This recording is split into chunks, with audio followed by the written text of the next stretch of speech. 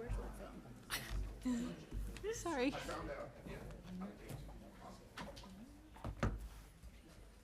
Ready? Good. All right.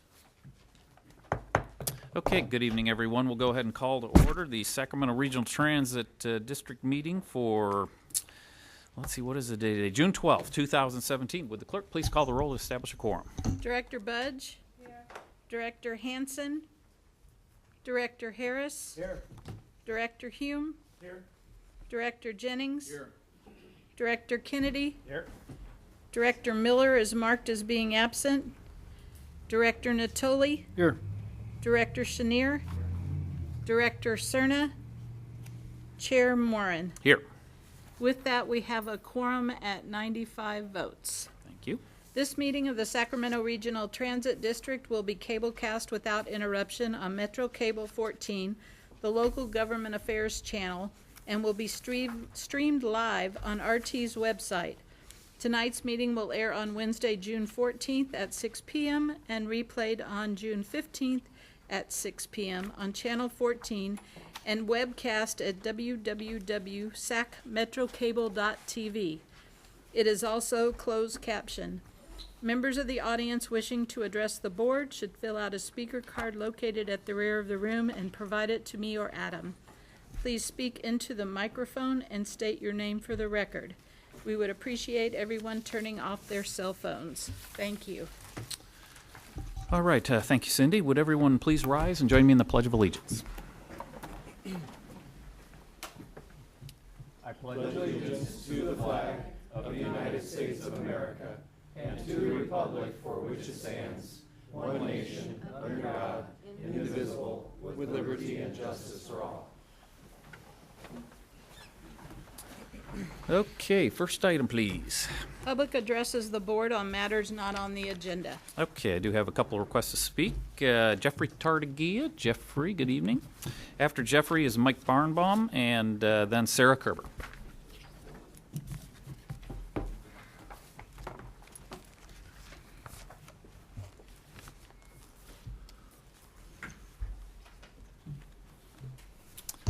Jeffrey. Chairman of the board and to the board. I first want to express, and I will say to Henry, thank the drivers, because for this planned shuttle service, they did more than yeoman's work.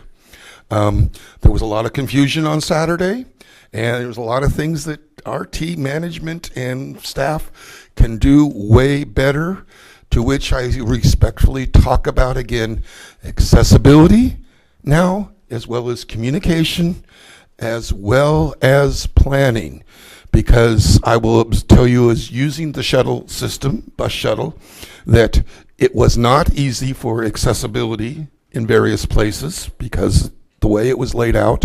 But your drivers, again, made the effort for those people that were on the phone trying to find out what to do and understand what was going on, because the signs didn't clue you in of what to do, and trying to look on the website to figure out what it meant still was unclear. And this time you had no bus shuttle service that people could find. It may have been there, but people on the stations could not find the shuttle to figure out what to do.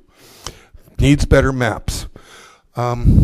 Access, yes, definitely had issues due there, but at the same time I also had a driver, when I realized the shuttle was absent on Saturday, driver for the 51 took me to Sac Valley Station.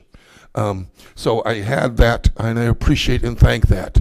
That was 2811 was the driver at about 4:42 on Saturday. Got it. I'm also going to turn around and say, board, you've got some heavy decisions, and Steve, you disappeared again to say, here we are with one single board meeting, 25 items, unintentional consequences. I've got an 8:30 meeting to hearing of the legislator tomorrow and the next day, dealing with single payer. And the reason I'm wearing this shirt is this is for the disability advocacy at Cesar Chavez Park tomorrow, where there's going to be a tribute to a couple of disability people that have passed away. Steve, you only met Francis once, but I hope that before the end of the year that you city people decide that some better access and some better understanding of paratransit becomes relevant. I really think the city needs to come up with more dollars in, because I think the streetcar thing is the wrong thing, and I think that will kill Measure U and Measure B money as you push this forward with the lack of public input when they've already said no twice. All right, thank you, Jeffrey. Mike, and after Mike is Sarah Kerber. Thank you, Chair Moore and members of the board, audience, and staff. Mike Barnbaum of Ride Downtown 916. Just a couple of upcoming things on the meeting calendar in case they were not mentioned or addressed prior to this evening. There will be a press conference on Thursday, 9:30 in the morning at Rayleigh Field for the official launch of the Connect card. Yes, the Connect card finally gets launched, and they had reported through social media that 2,056 folks had participated during the soft launch. So that is a big thing coming this Thursday. Next week on Wednesday, at 10 o'clock in the BART boardroom in downtown Oakland is the meeting of the Capital Corridor Joint Powers Authority. I received a communication from them today about the upcoming agenda. And there are some things that have been highlighted I think would be of interest to this board and the public. The board is going to discuss the Pearl Harbor Day 2016 incident that occurred with Capital Corridor Train 527 regarding the investigation and subsequent actions. They will also discuss a updated timetable that went in effect on May 22nd, impacting connecting buses only. And following the adjournment of the meeting, the Vision Plan Ad Hoc Committee will convene a workshop on the Northern California Mega Regional Rail Governance. So there's going to be some important highlights of that if you can make it in person next Wednesday at 10 a.m. in the BART boardroom in downtown Oakland. Speaking of timetable changes, we'll go over a lot of stuff later in the agenda under item 25, but just wanted to point out and highlight to you in closing this 3-minute segment, there is work in progress of a pending major change to the San Joaquin timetable. If it is aggressively done and they get all their capital projects done as they hope, they're hoping to make the major timetable change with the national timetable change October 2nd. If not, it looks like, as the report is indicated in your board packet, that it would be in January. We'll go over more of the details about what happened at that board, though, in Fresno when you get to that item. Thank you. Thank you, Mike. Sarah?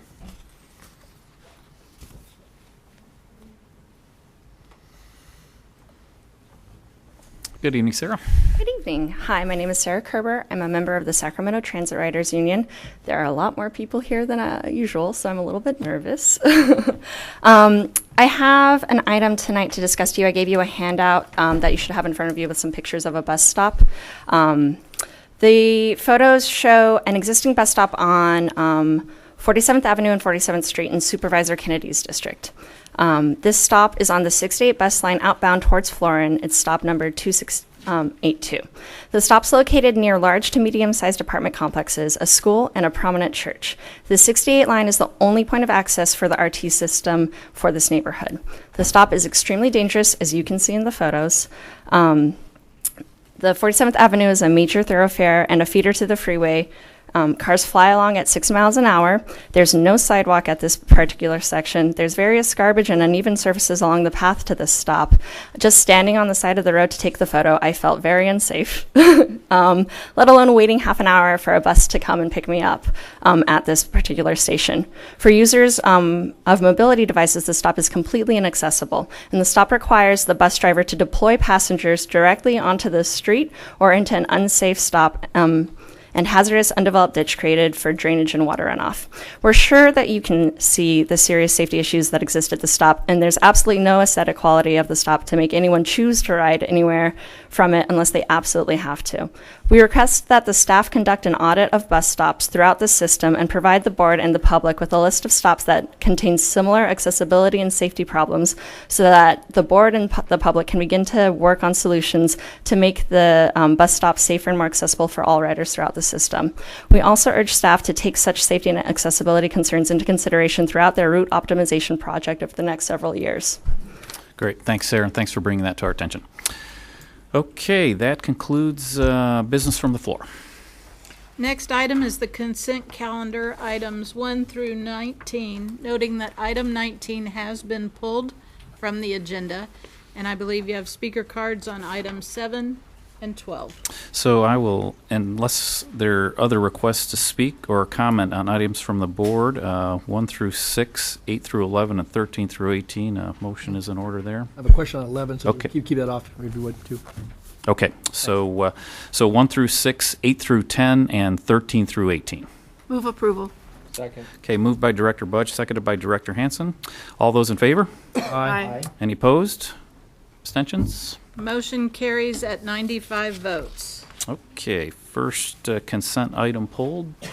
I have an item 7, resolution approving the interagency and cost reimbursement agreement for the downtown riverfront streetcar project. And Ed Schofield and Neil Nance are both here to answer questions, if any. Okay, Jeffrey. Yes. It seems to me a little premature, Board, to have this item here when you have not approved the, should we say, item 22, whether it's going A or B. But hopefully you have in there a contingency that addresses that in this resolution, or am I missing in the resolution that this agreement, if the streetcar were not to be funded, would this be something that is contingent or based upon? Okay, can we get an answer for Jeffrey on that?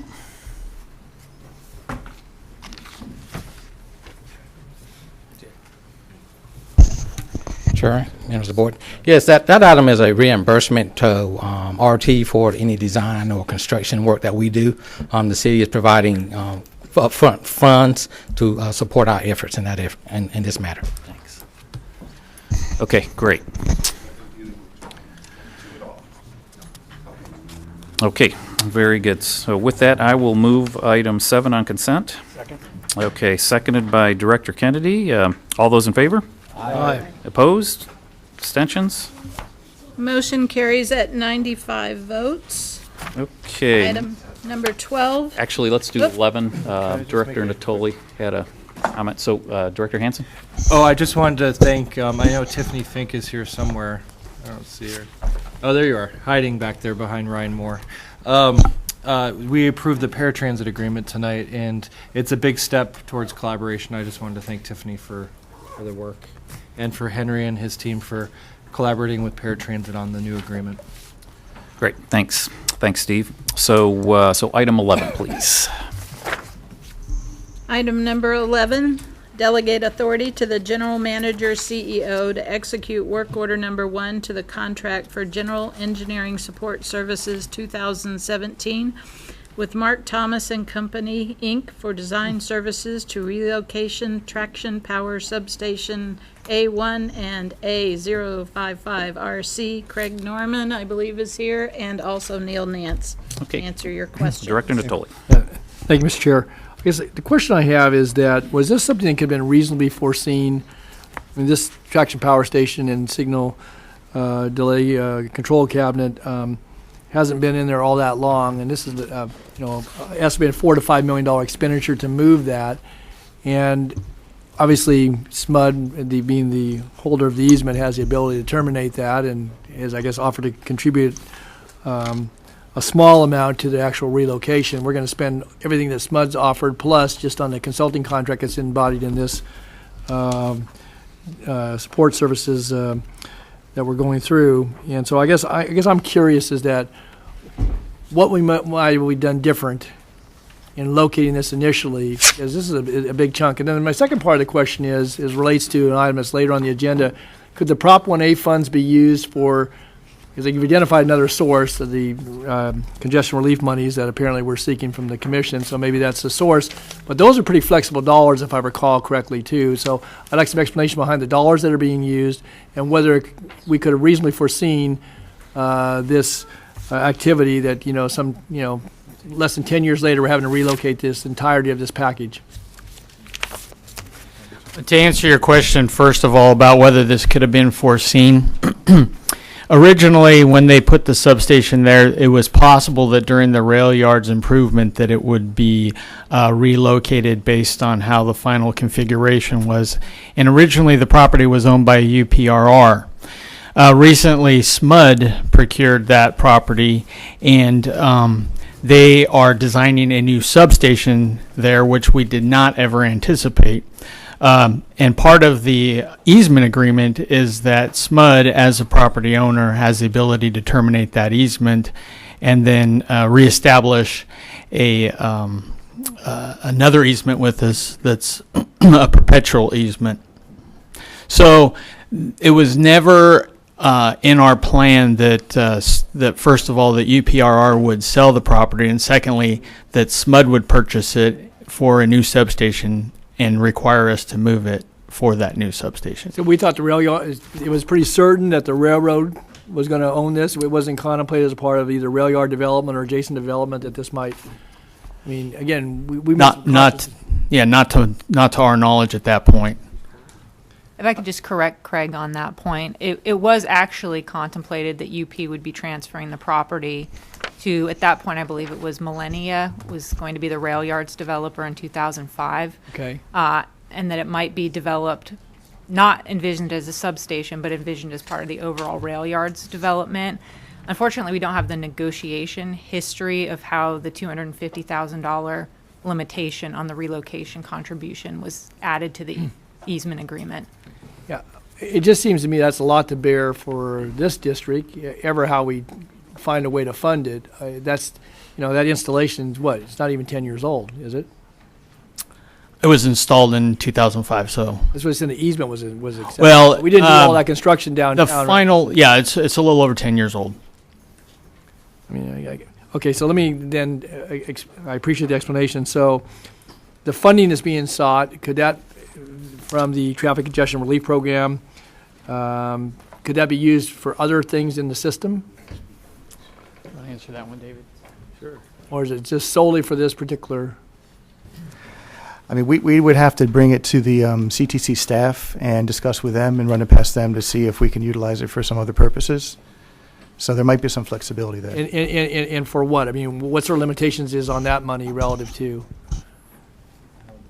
Well, let me consult with my staff real quick. So. Okay. Oh, yeah, go ahead. If the funds are not allocated in June, we're not going to be able to get an allocation. Oh. Well, if the funds are not allocated by the June CTC meeting, which is coming up in about 2 or 3 weeks, then we're not going to be able to get an allocation on this money. Okay, so what other eligibility, though, for the money? I understood that was in the staff report, that there's a deadline, but those monies, if you go through their process and apply for them and so forth, can be used for what other things within the system? Are they just for capital or for moving things or what? Well, the restrictions on that money would only be for things that are on the south phase, on the south line phase. So it would have to be something that's related to that. And that's all been closed out on the south line phase, is that? Blue line. Yeah, the blue line. Yeah, the blue line, basically. Could the 1A money be used for this? The Prop 1A money has to be related to connectivity to the bullet train, but also it can be used for rail improvements, rolling stock, upgrades and other type of things per the language in the state law. Yeah, I saw that. So, but in order to find out if it could be used definitively, we would have to work with CTC staff and talk to them and just see if they see if they're in agreement with it. You're not sure. You don't know for sure certain. we would really have to talk to their staff to get a more definitive answer. Okay. Last question I have then. So when did it come to our attention that there was a new property owner? Do you, as having a lease there, are you notified at some point that property's going to transfer, or is it all after the fact? Do you get any heads up so that you could weigh in? And again, I know Union Pacific doesn't have a stellar record about dialoguing with folks, but nonetheless, I will give them some credit if in fact they did that. Did they notice us in advance that they were in discussions with SMUD? To my knowledge, we were not aware of that. And originally, when SMUD had decided to build a substation there, they began talking with us about possible locations to move our substation. And originally, they said it was part of their budget. But then on December 6th of last year, just end of 2016, they showed us the easement and the clause in the easement that they intended to exercise. So we just found out about this at the end of December, at which point they said they were going to give us a letter stating that they would terminate the easement, and they finally gave us that letter in May. Henry, have you had any discussions with the general manager of SMUD about this? I mean, again, that maybe meet their obligations under law. This is a big expense, and again, ever how we fund it, I still find that a little bit odd that their GM wouldn't talk with the GM over here when they've made some decisions in-house. That's where they're going to put their substation. I get all that, but we're going to basically bear the expense with a minimum contribution of about 5% by the SMUD district. This topic has been discussed for a while, and Tim Spangler and I talked about this multiple times to say how we can, what is our right and what is smart right. So eventually, based on the legal department's determination, it's something we probably still needed to comply. Okay, well, we're not getting the best end of this deal, I can tell you that much right now. So that's my plan, to talk to Smart GM. I had a conversation with him before, but now, we try to wait until the legal departments, both, agencies, talk through first. Then he and I can further talk about this. Okay, thanks. That's all I have, Mr. Chair. All right. Thanks, Don. So with that, entertain a motion on item 11. Move approval. Moved by Director Budge. I'll go ahead and second that. So moved and seconded. Maybe let's try a voice vote. All in favor? Aye. Any opposed? No. Okay, you get that, Cindy? Yes, sir. Any abstain? Okay. With that, the motion passes at 81 votes. Okay, and so what I'm going to do before we get to item 11 on consent is just circle back on business from the floor. Somebody with some scheduling conflicts is here briefly, so could I have, so I'll reopen business from the floor, and Daryl Steinberg, is Daryl available? He did a card. He's got his card here. I have a card. Good evening, Mayor. Good evening, Mayor Morin and Chair of the Board, members of the Board. I'm Daryl Steinberg, former Chairman of the Regional Transit Board of Directors. 1995, 1996.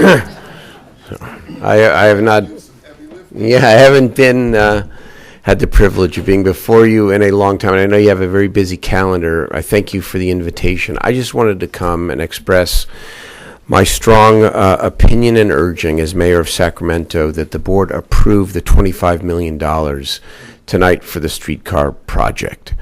I make this request mindful of the fact that you have many obligations and many needs and priorities for the so-called core system. But this streetcar project can and will also be an essential part of the core system. And what is unique among many other unique aspects of this project, it is the rare occasion where you can put up $25 million and know that there is going to be essentially an 8-to-1 match. It's the federal money, of course, that Congresswoman Natsui has fought so hard for, But I will say as well that in 2014, my last year as president of the Senate, I authored the Cap and Trade Investment Plan in California, which set aside 35% of that hopefully ever increasing amount of money for transit and for inner city rail and affordable housing. And we're getting $30 million out of that cap and trade money. I understand the $25 million is in a way tough, but on the other hand, to not do this means that we lose all of that federal and state money to be able to do something that supports the notion of genuine regional alliance and cooperation, and will be a great economic boon to both Sacramento and West Sacramento.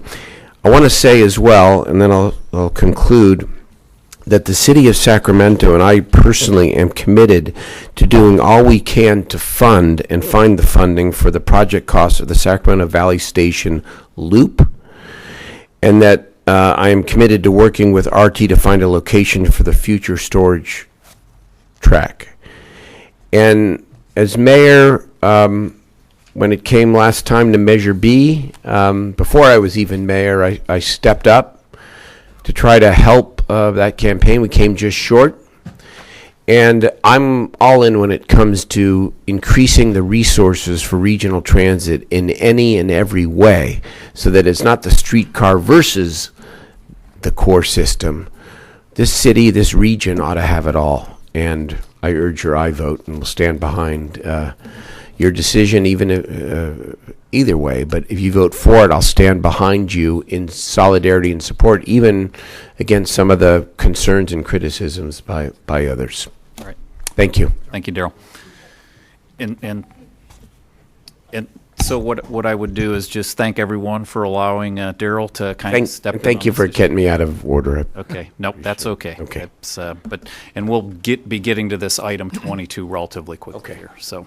Thanks, you guys. Thanks, Mayor.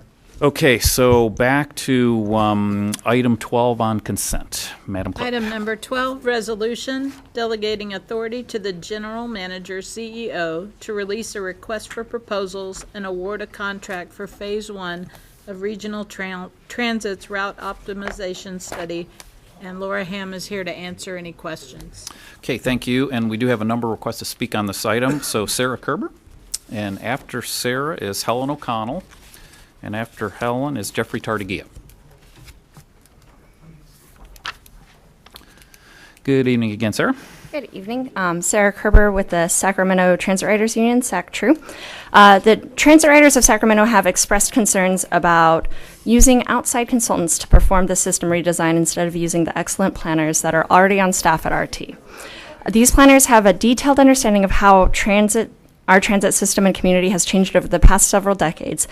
Staff has identified a total of $140,121 for the consultant project thus far, which staff believes will be sufficient to secure a qualified firm for the first phase of the project. We would like to know the estimated total cost of this project, done in-house and conversely done by the outside consultant before any funding is approved for this project. We are also concerned that basing route changes on survey responses from an internet-based English-only survey will skew system changes to disadvantage large portions of transit riders in violation of Title VI, which prohibits discrimination on the basis of race, color, and nation of origin in programs and activities receiving federal financial assistance. We believe that community involvement in this process can help update our system in a meaningful and effective way. Community involvement can help identify safety and accessibility issues in the planning process, such as bus stops like the one that I identified earlier in my comments. We request that communications and outreach for events for this project be conducted in the top languages used by regional transit riders, including English, Spanish, Chinese, Russian, Hmong, and Vietnamese. That's events with interpreters there, not events where people have to call into the very cumbersome translation service that the Sacramento Transit Riders Union has identified before. I don't know if any of you have ever called it. I have. It is ridiculous. We also request that RT provide outreach in a greater variety of venues, including neighborhood associations, community centers, and schools. Providing English-only outreach to audiences that do not currently use the regional transit system will not provide the needed input to develop a system that works for actual riders. We would like We would also like a seat at the table when stakeholder meetings are held to discuss the route optimization program. We request that community and rider groups such as the Sacramento Transit Riders Union and the Regional Transit Mobility Advisory Council be invited to participate in the route optimization process. Thank you. Thank you, Sarah. So can we get some sound to Helen over here? Great. Thank you, Adam. Good evening, Helen. Good evening, Board.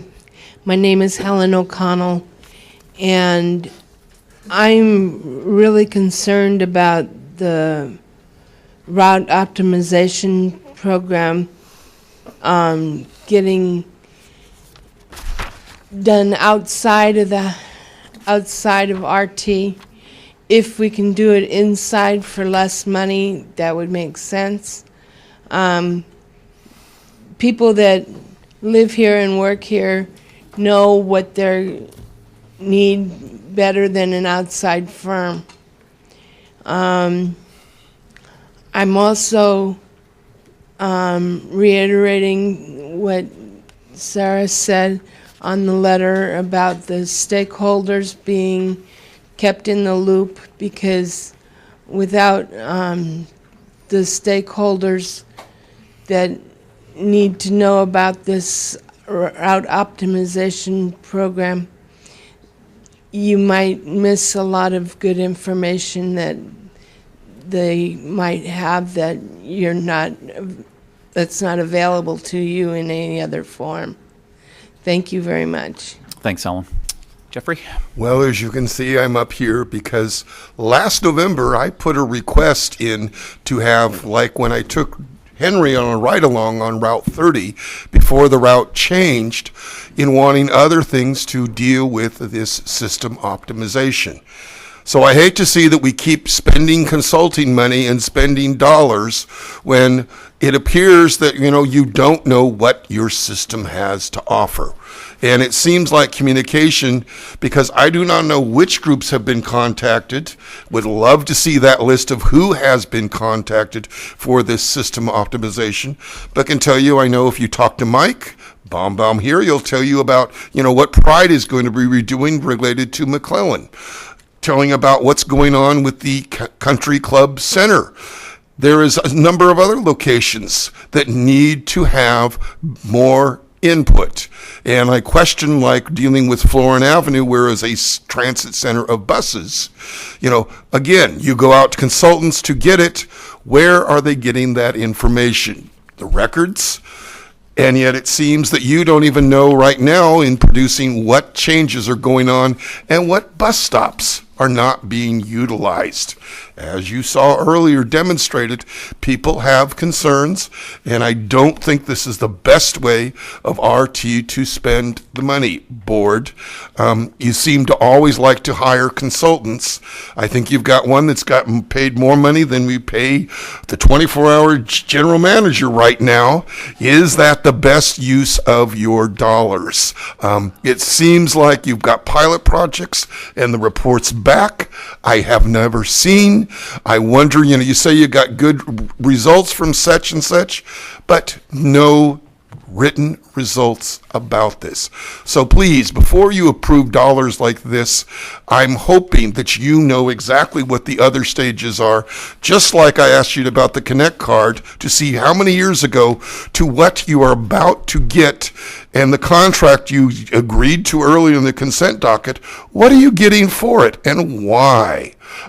These are things that I think as board members you should be asking. And that's why I've encouraged over the last couple of years, board members, ask better questions of the staff. That's my thing about optimism. And I would love to see, when I get with Neil, a scheduler, and see, because right now you changed Route 30, and I think it's a good idea what's gone on, yet riders know it, but do you know what has changed on Route 30? Thanks, Jeffrey. And Russell Rawlings. Can we get Russell some sound there?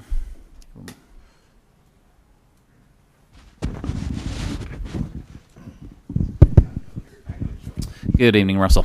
Good evening, Board. My name is Russell Rawlings. I am a member of the Sacramento Transit Riders Union and also president of Dogfight, Disability Organizing Group for Initiating Total Equality.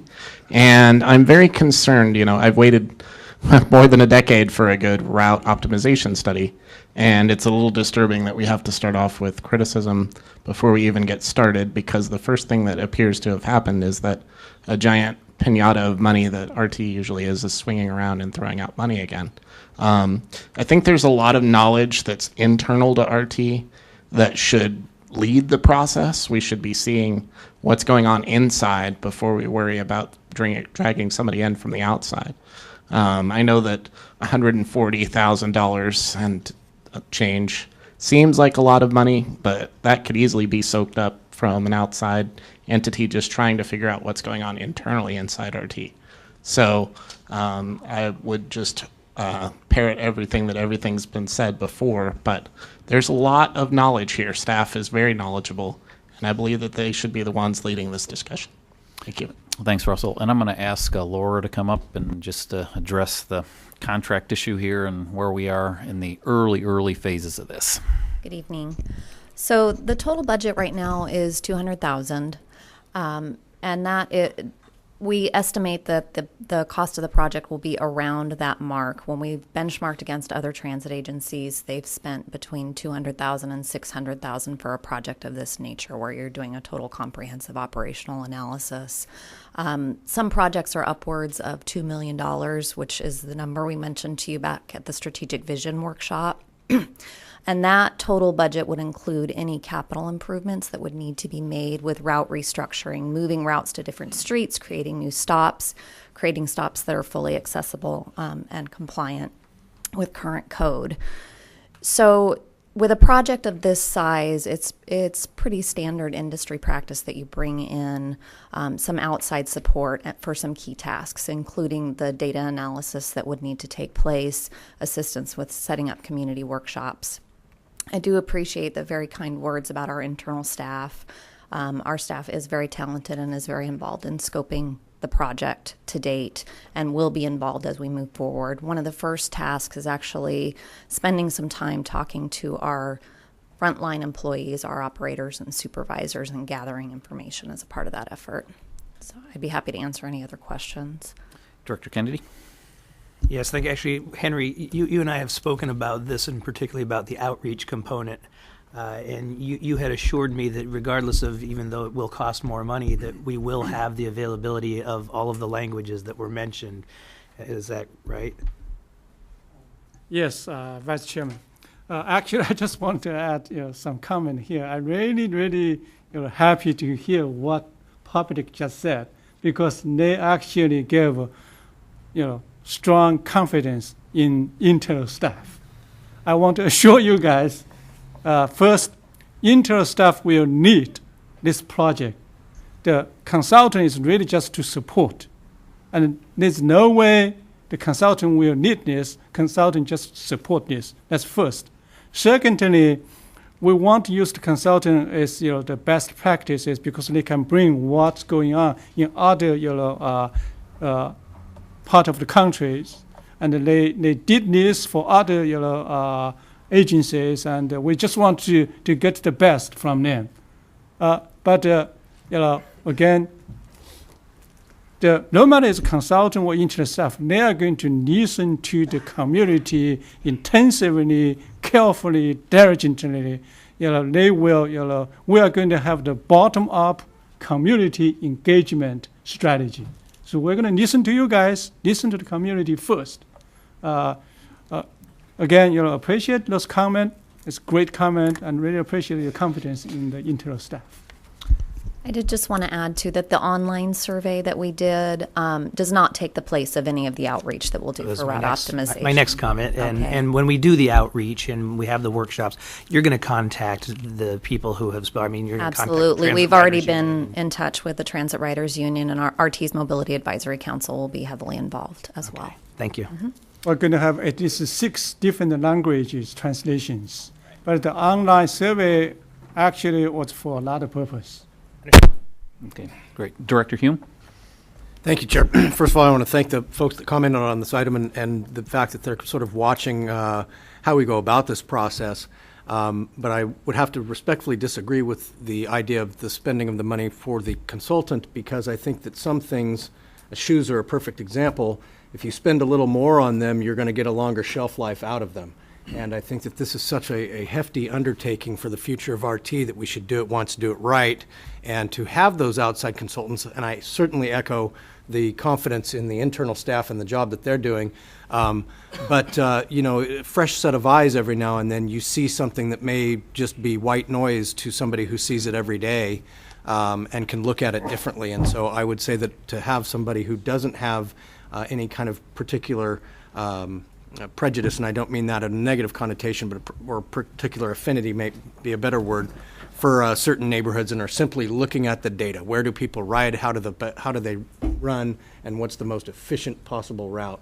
And taking the sort of the human element out of it for the time being. And then obviously internal staff would be there to inform that back into the process. So I support the item and would be willing to move it.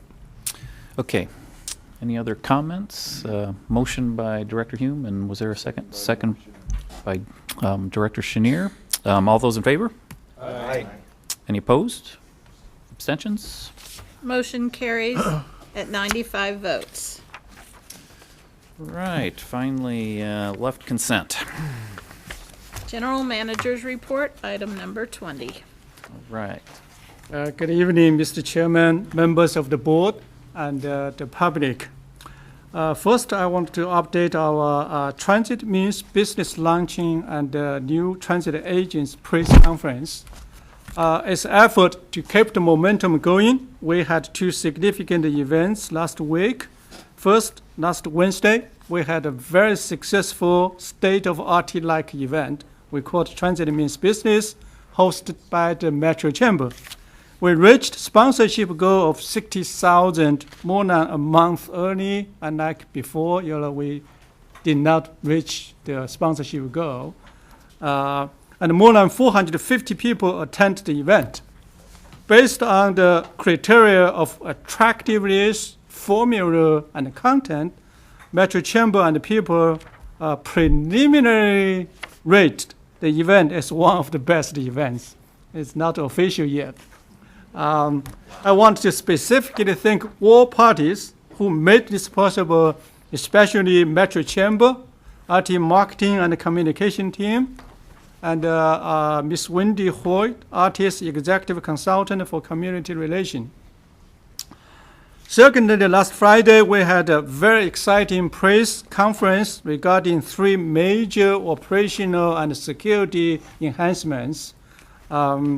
Several RT board members attend, including chairman, vice chairman, Director Chenier, and some other representatives. During the press conference, representatives from major TV stations and newspapers joined the event. The three major enhancements are, first, public announcement system, which will allow staff in the operational control center to remotely and directly communicate to people in 52 light rail stations. Those announcements may be the announcing the direction of trains and any emergency situations or any suspicious activities. Secondly, this will enhance customer service as well as safety and security. Second initiative is the paid fare zone. We are going to roll out to all 52 light rail stations, which again will make our customers feel more safe and convenient. The third enhancement is our new Transit Agents program, which is one of many examples of our new business models to put our customers first and run RT like an effective business. The second update is on May 21st through May 23rd, Vice Chair Kennedy, Director Chenier, David Sananis, Connie Garcia, and myself participate in the 2017 Transit Initiatives and Communities Conference in Seattle, along with a small delegation from Sacramento. During the conference, which was hosted by the Center for Transportation Excellence, agencies and advocates from around the country addressed attendees with best practices and lessons learned regarding community transit ballot measures, especially in LA, San Francisco, Utah, Seattle, and other cities. There are many valuable takeaways which will be greatly helpful to us. Last week, Chair Morin and I had chances to meet with county supervisors Sue Frost and Susan Peters to share some of these takeaways and also share artists' strategic vision and initiatives. The third update is the Watt I-80 Light Rail Station Improvement Plan. As an example, again, of continuously to put our customers first, we had a plan to we're going to implement this plan to completely turn the Watt I-80 Light Rail Station around by putting more lighting and painting, providing a dedicated cleaning custodian 24 hours, 18 hours during the service time, and providing more security personnel even with the armed personnel security staff, replacing two often broken elevators, which are all already out of the useful life, and locking down the stairways at night. The plan is to build a new window of security for the citizens of Northeast Corridor. In the meantime, we try to address customers' concerns or complaints in a timely fashion on a daily basis. One of the examples is what we showed. What is that? What we showed in the board package regarding the painting of instrument houses in Rancho Cordova, to repaint, to cover those graffitis. That is before, that is after. We got this request the afternoon, the one day earlier, the second day, we made this happen.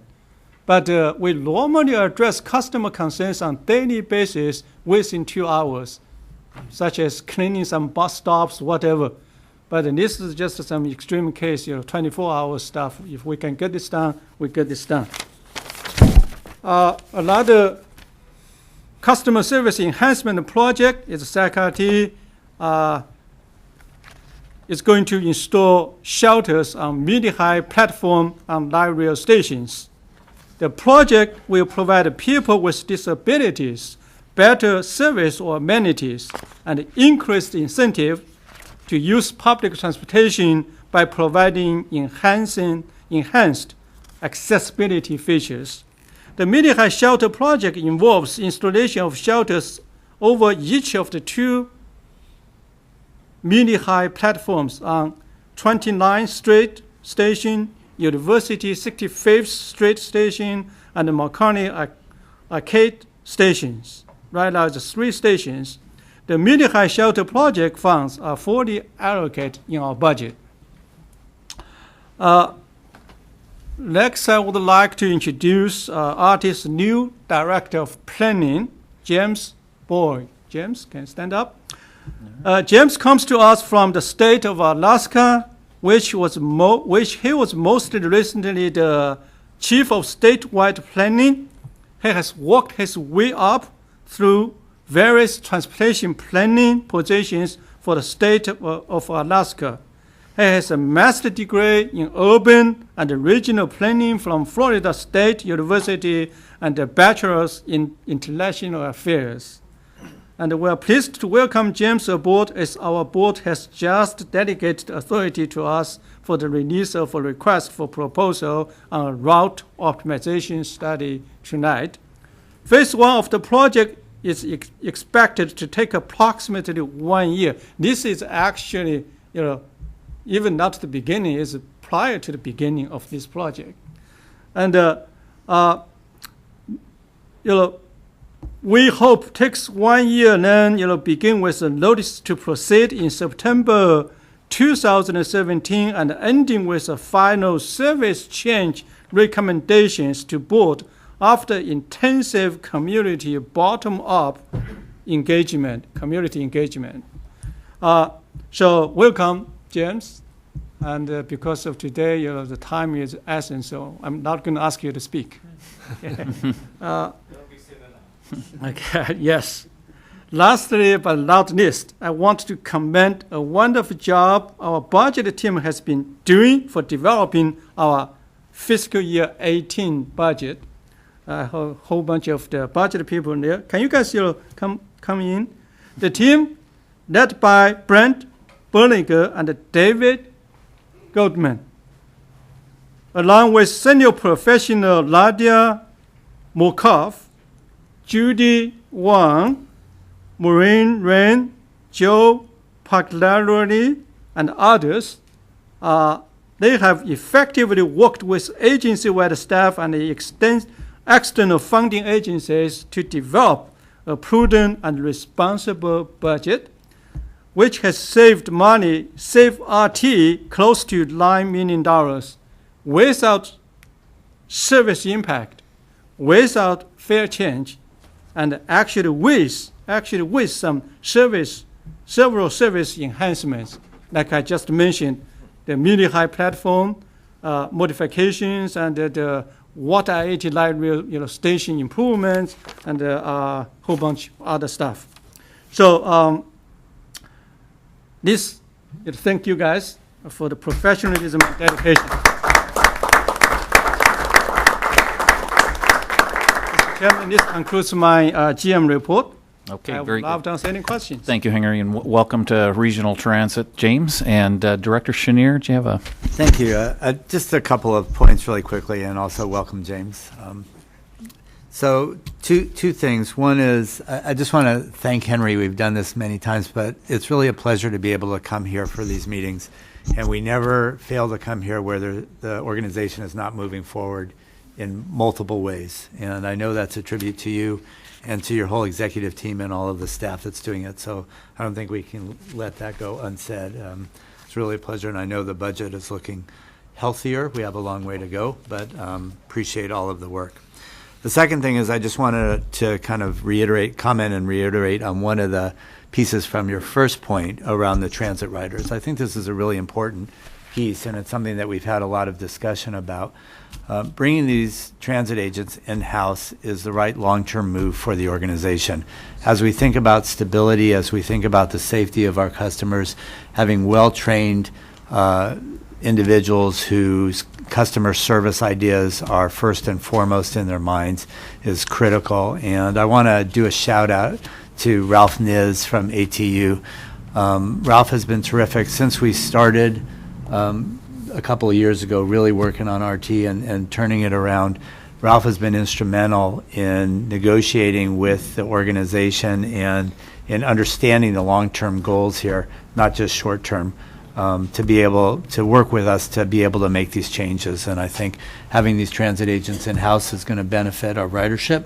So customer first, which is I know what you talk about all the time, but really signals also how RT is working with its partners. We've talked a lot about that with the business community and the work that Director Cerna and I did with the business community to get us to where we are, but also working with our unions, our employee groups, and our employees is critical to its long-term success. So just want to say thank you and do a little shout out to Ralph.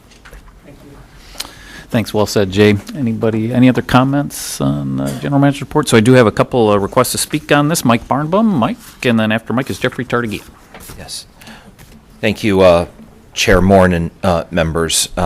First of all, to Henry's points about the event and recognizing folks providing excellent reporting and excellent journalism. I don't believe that regional transit would be where it is today without the excellent reporting in newspaper journalism as well as television. And so I wanted just to have the board recognize a photo on my smartphone. This photo was taken at the Golden One Center at a game in the 16-17 season of 4 outstanding individuals with McClatchy Corporation, whether it was through the fight to keep the team and build the Golden One Center, transportation, or any other topic across the Sacramento region. We want to recognize in the photo to you today Marcos Bertone, Dale Kassler, Ryan Lillis, and here with you in the audience this evening, the Honorable Tony Bijak. Thank you for your excellence in reporting on all the issues across the region, but especially what we're here tonight, transportation. Secondly, I wanted to piggyback on the importance of the Watt I-80 station at not just a regional transit level, but how significant it is across the region in and of itself.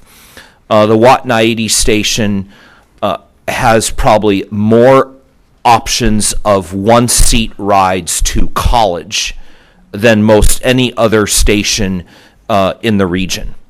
You can get a one-seat ride on a Placer County bus to Sierra College, a one-seat ride on the Blue Line to Sacramento City and Cosumnes River College, and a one-seat ride on Route 26 to the back of the campus of Sacramento State by the Alumni Center and Football Stadium, as well as the very frequent Route 1 to American River College. No other station probably could make that claim, plus of all of its other RT bus routes to various destinations.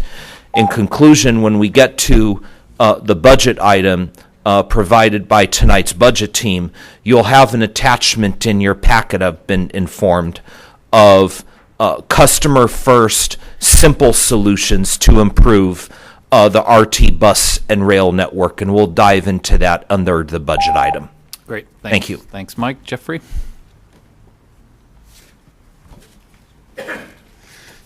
And as usual, one of your ambassador will dovetail on the other ambassador, and would like to encourage Henry to, for the next few months, until that elevator gets fixed, would like to suggest that one in the August meeting of MAC, that you perhaps utilize them to give you and with schedulers, a better idea, because I don't think by the time of September and August 25th that you will have the, shall we say, elevator fixed.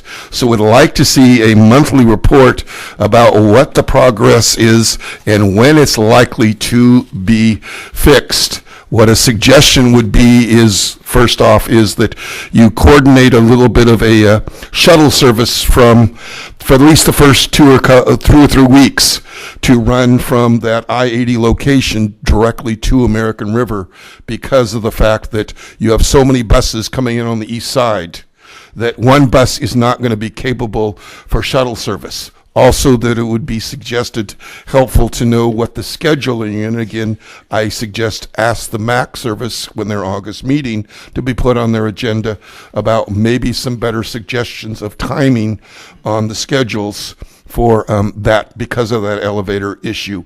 And I suspect it's going to take a while. One of the things that I think also would be helpful is perhaps, since I've heard with Patrick Kennedy at the STA some things with Caltrans, that maybe you figure out where is the better thing with Caltrans involvement about that location. Because last year, I think it cost RT quite a bit of money to run bus shuttle services. This year, again, it's going to cost quite a bit of money, like $250,000+. The optimal, shall we say, of what you're proposing right now for consulting fees. But I think there needs to be a better part in the general manager's report until this accessibility issue is fixed. And I think it's going to be a while to get it fixed. The other thing, I saw your guys' Friday little public press release and the safety and the other things, and saw about the PA system. You know, the PA system board actually was a suggestion of the mobile accessibility of how you responded for the blind. This is a tool you're now using in this manner when you discovered that, hey, it was something that is feasibly possible to utilize.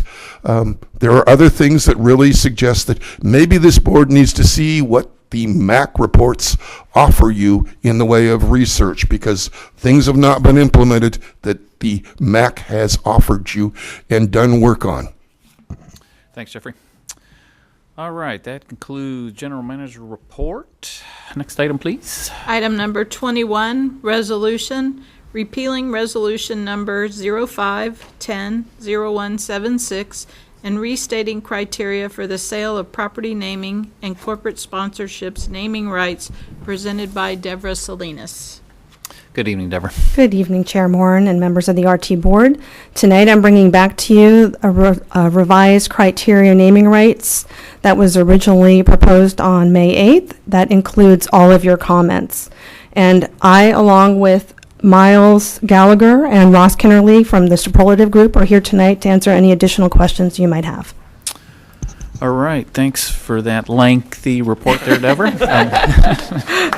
Any questions for Deborah? Very good. That was very nice work on that, Deborah. Thank you. And, look forward to executing on some Thank you. of that. So, Thank you very much. very good. So with that, entertain a motion. So moved. Okay, moved by Director Harris, seconded by moved by Director Hanson, seconded by Director Harris. All those in favor? Aye. Any opposed? Abstentions? Motion carries at 95 votes. All right, next item, please. Item number 22, the Proposition 1A high-speed rail funding discussion. And before you are two possible outcomes. One, resolution approving the program of $25 million of Proposition 1A high-speed rail funding for the downtown riverfront streetcar project, with an understanding that the City of Sacramento will work with SAC-RT to, 1, fund the project costs for the Sacramento Valley Station Loop, 2, work with SAC-RT to find a location for future storage track, and 3, work with SAC-RT to obtain dedicated transit funding for SAC-RT's strategic initiatives, or B, a motion to direct staff to use or hold the $25 million of Proposition 1A high-speed rail funding for other project needs, presented by Neil Nance. Okay, thank you, Cindy. Good evening, Neil. Good evening, sir. Chair Moran, members of the board. As you may recall, staff presented the downtown riverfront streetcar project as an informational item during the May 8th board meeting. I'll give you a brief summary of what we discussed at that meeting. It will be brief. The cities of Sacramento and West Sacramento are the project owners. SAC-RT, YOLO, and SACOG partnered with the cities to form the policy steering committee as well as the project management team. SAC-RT is being reimbursed for the design, vehicle procurement, and construction of the project. With the passage of the Fixing to America's Surface Transportation Act, the Policy Steering Committee and the project management team recommended the project expansion from a $150 million project to a $200 million project. With the project expansion, the local match increased from $75 million to $100 million. In order to secure the local match, the PSC and the PMT requested SAC-RT commit $25 million of Prop 1A funds to the project. In early 2016, SAC-RT staff acted, requested, and was granted by the California Transportation Committee a scope change to include the construction of the streetcar and the Prop 1A funding requirements. This CTC action approves the eligibility for use of Prop 1A funds for the Sacramento Valley Station Loop project as well as the streetcar project. During last month's board discussion, a list of eligible projects was requested and was included as part of this item's issue paper. The listed projects have not been presented to the CTC for Prop 1A funding eligibility. The downtown riverfront streetcar project is a 5.2-mile alignment that extends from West Sacramento's Civic Center to the Midtown Entertainment and Retail District in Sacramento. The project includes the procurement of 6 modern streetcars and the design and construction of the streetcar vehicle maintenance facility. The Sacramento Valley Station Loop project proposes to relocate the existing Sacramento Valley State Light Rail Station and change the orientation from a east-west alignment to a north-south alignment. It adds approximately 1 mile of light rail track and would connect to 7th Street. The project is estimated at $58 million. SAC-RT is currently unable to allocate the required match for the project. SAC-RT, a responsible partner, and because of SAC-RT's strong partnership with the City of Sacramento, and the understanding that staff understands, the city will work with SAC-RT to fund the SVS Loop project. The city will work with SAC-RT to fund an agreeable location for the required storage tracks, and the city will work with SAC-RT to seek future funding for SAC-RT strategic initiatives. With that understanding, the Streetcar Policy Steering Committee, Project Management Team, the City of Sacramento, and SAC-RT staff proposes the board allocate $25 million in Prop 1A funds to the downtown Riverfront Streetcar Project. The streetcar project will bring federal and state money and jobs to the region, enhance the regional intermodal network, improve access, and grow ridership for the light rail system. Thank you, and staff is available for any questions.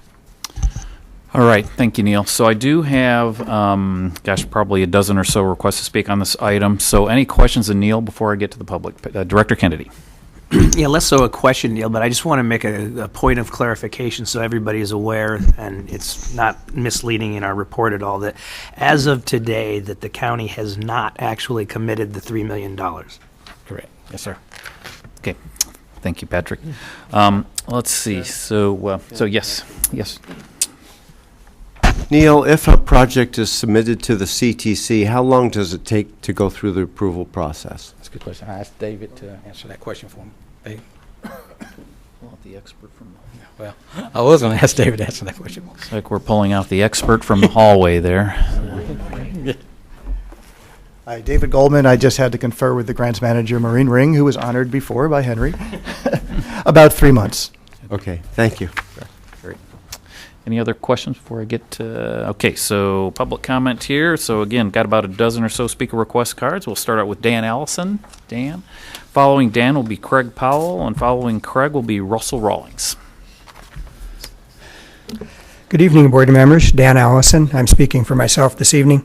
I am not opposed to the streetcar. I like the idea of the streetcar, but what I am opposed to is spending this particular pot of money on the streetcar at this time. What Prop 1A is about is better connections to eventually high-speed rail, but currently to the long-distance trains into Capital Corridor, and I don't feel that $25 million to the streetcar accomplishes that.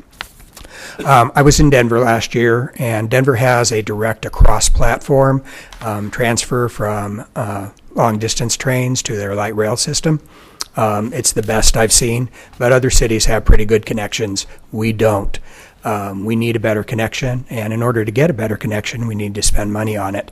There needs to be a good connection between our light rail system and our trains for when high speed eventually gets here, but now as well.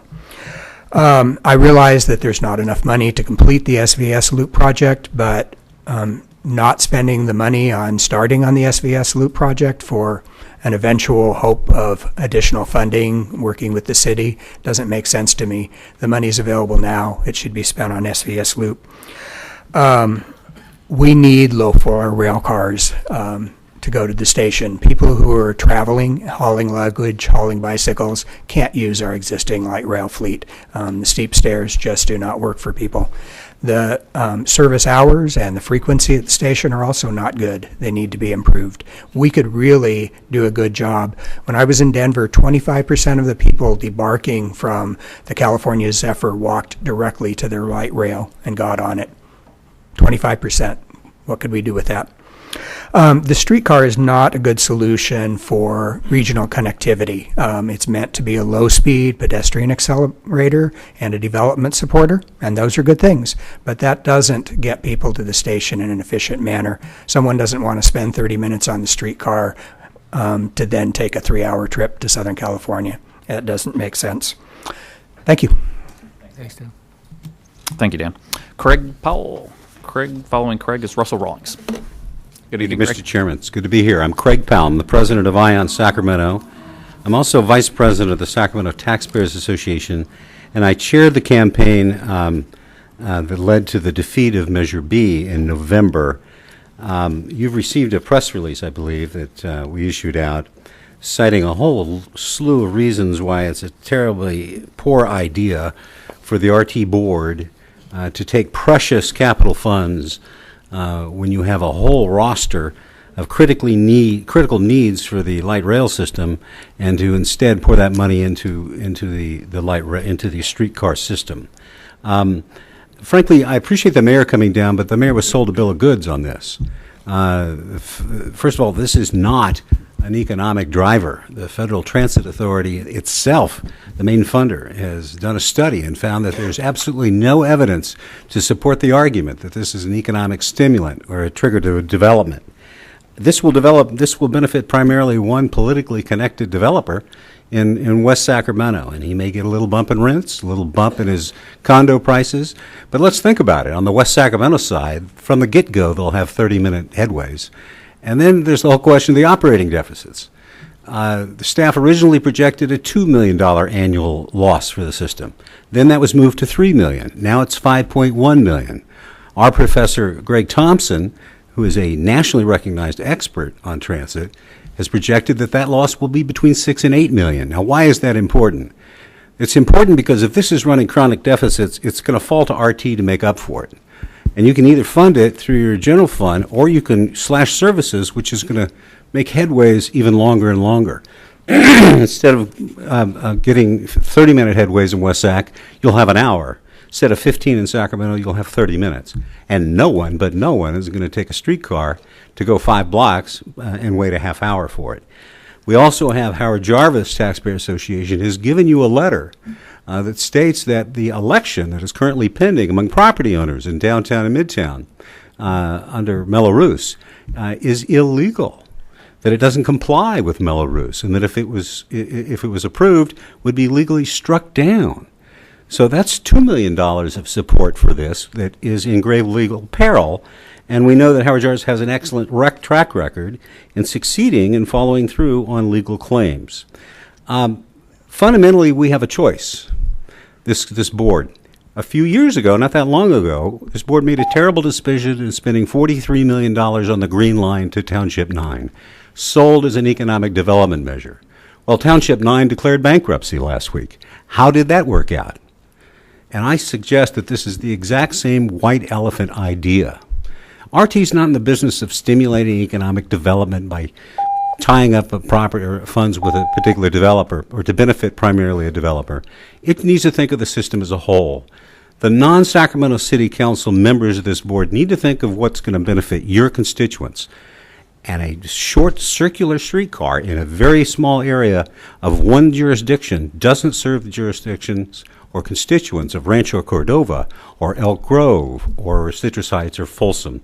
So we urge you to reject that option and to pursue option B, which is to use these funds for truly great needs that your system has. Thank you. Thanks, Greg. So Russell Rawlings, following Russell will be Gregory Thompson and then Stephen Barrasso.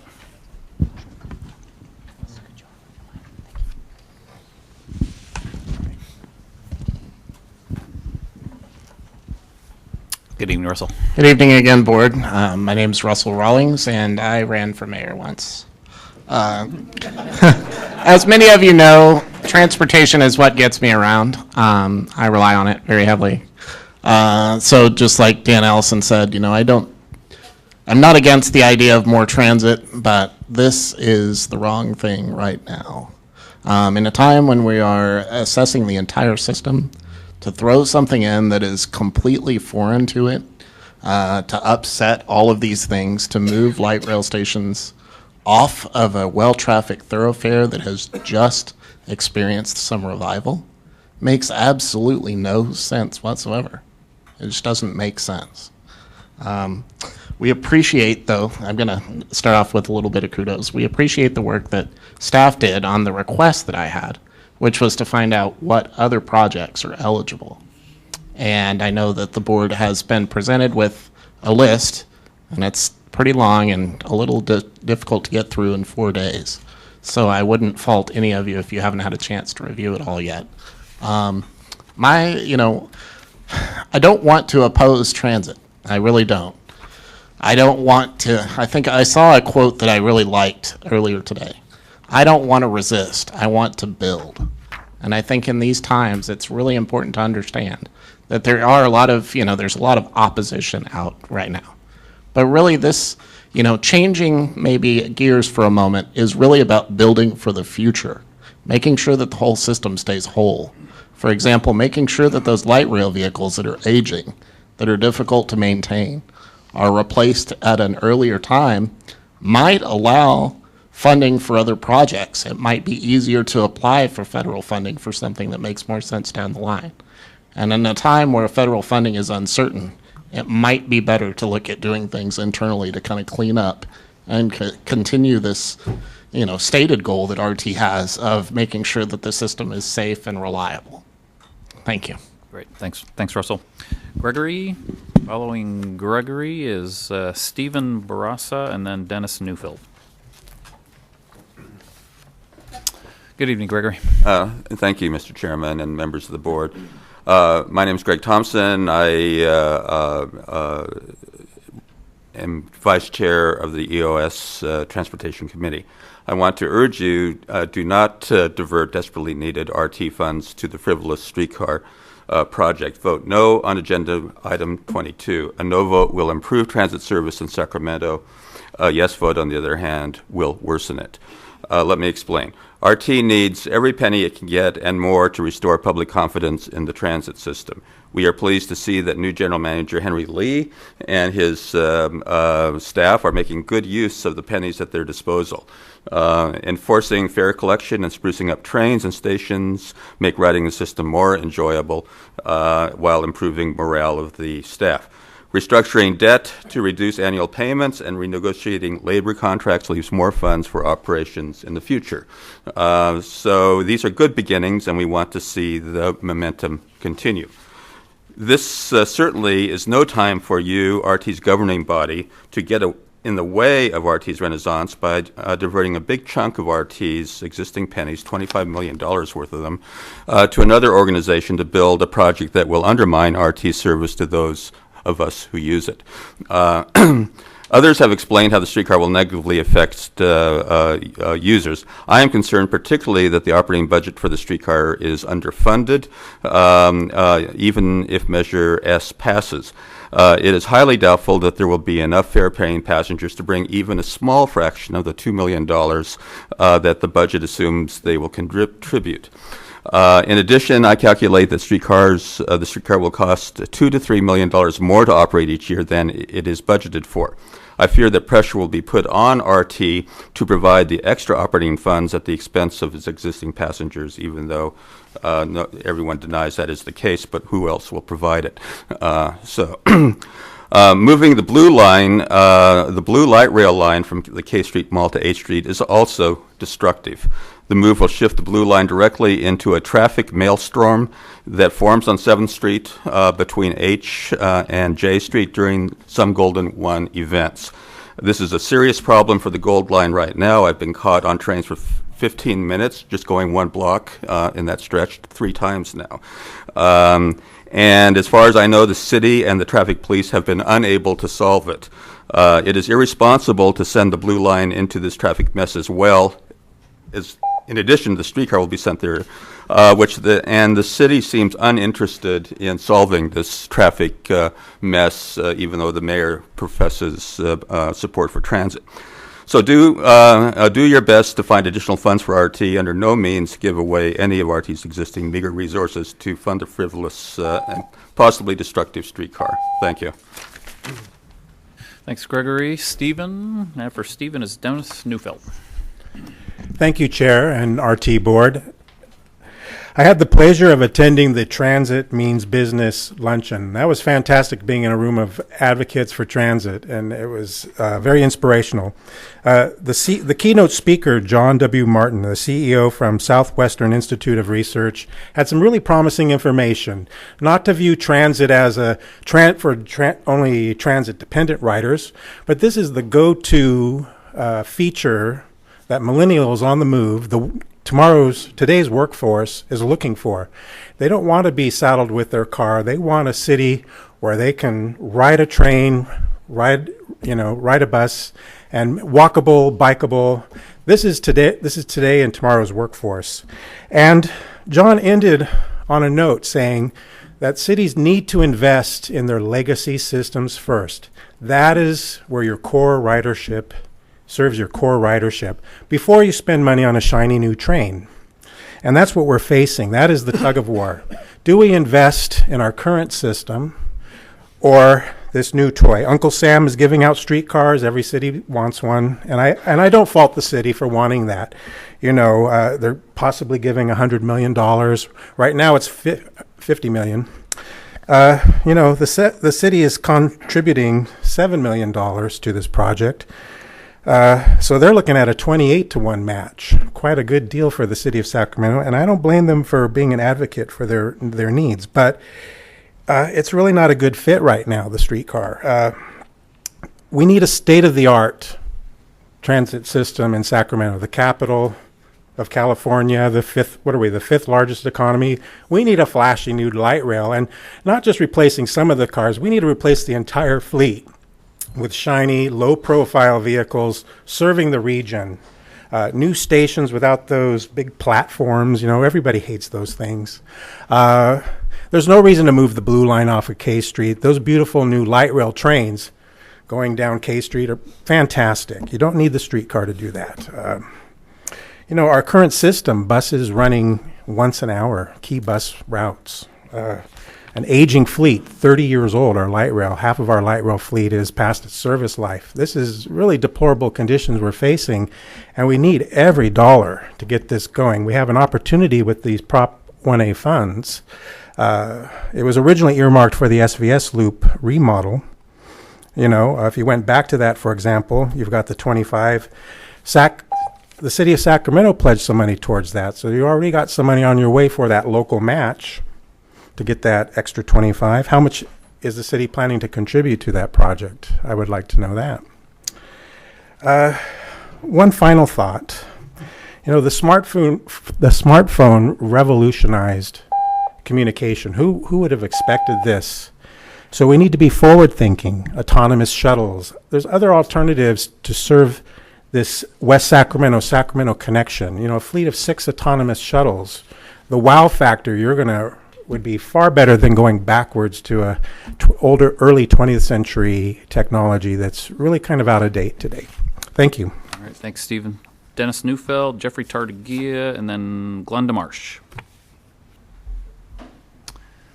Good evening, Dennis. Chairman Moran and board members. I'm treasurer for Ion Sacramento, Dennis Neufeld. And I presented to you folks, you've got a copy of proposed option C here.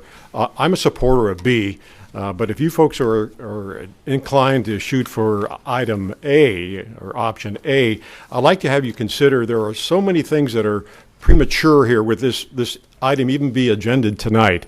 We've got the uncertainty of Measure S, which is still, the ballots are still being mailed in. We're not going to know that till later this month.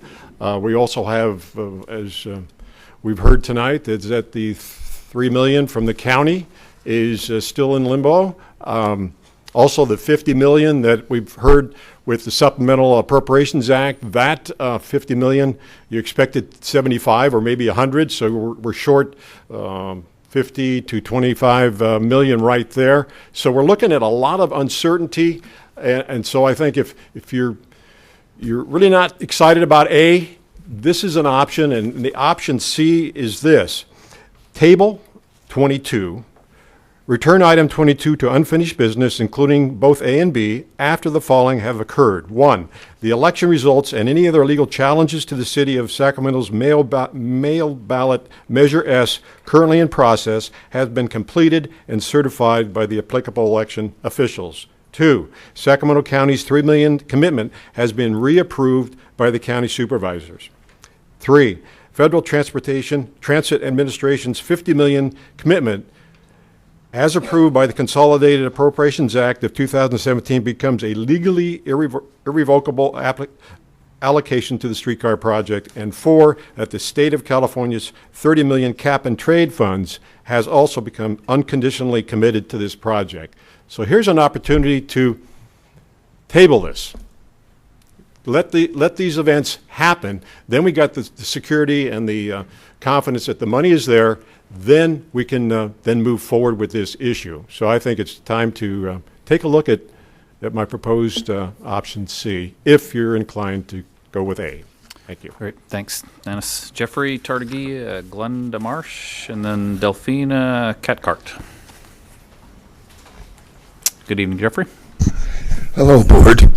Now, I know the streetcar would be of benefit to myself because right now when I go to City Hall, I have to walk back because public transportation doesn't go that direction. But I really am concerned about the 14-inch of level, shall we say, for this level streetcar. 14 inches is still quite an obstacle to overcome for accessibility, and that has been mentioned in there. Going around the Memorial Auditorium from right to left, I still haven't heard about the Wi-Fi ability so that the Connect card could be utilized in these 6 cars so you can collect fares and not have it an additional, should we say, related operational expense. I'm not against the streetcar idea, but I think with the public twice saying no, that Measure U funds and Measure B, I wouldn't want to vote for them with the fact that you pushing this is politics as usual. And if anything this year you should have been aware of, politics are not usual.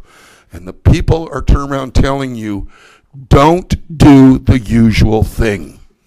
I will attend 2 days in trying to support other measures, the single payer, heavy lift, particularly, but it's now become the new litmus test for the Democratic Party.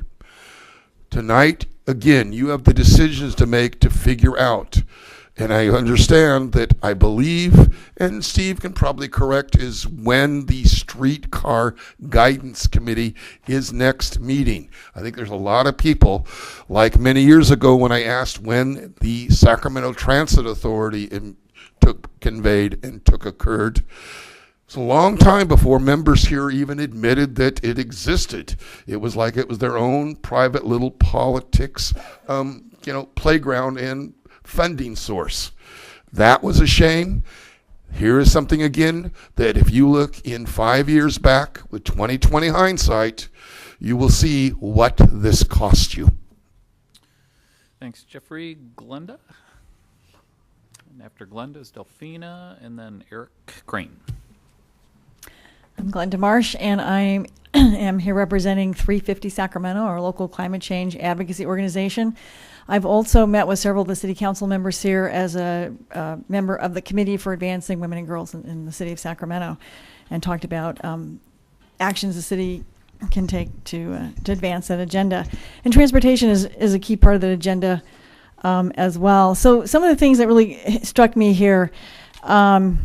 First, also, let me mention that I, with 350 Sacramento, for the last year, we've been organizing a series of workshops called Transit 101.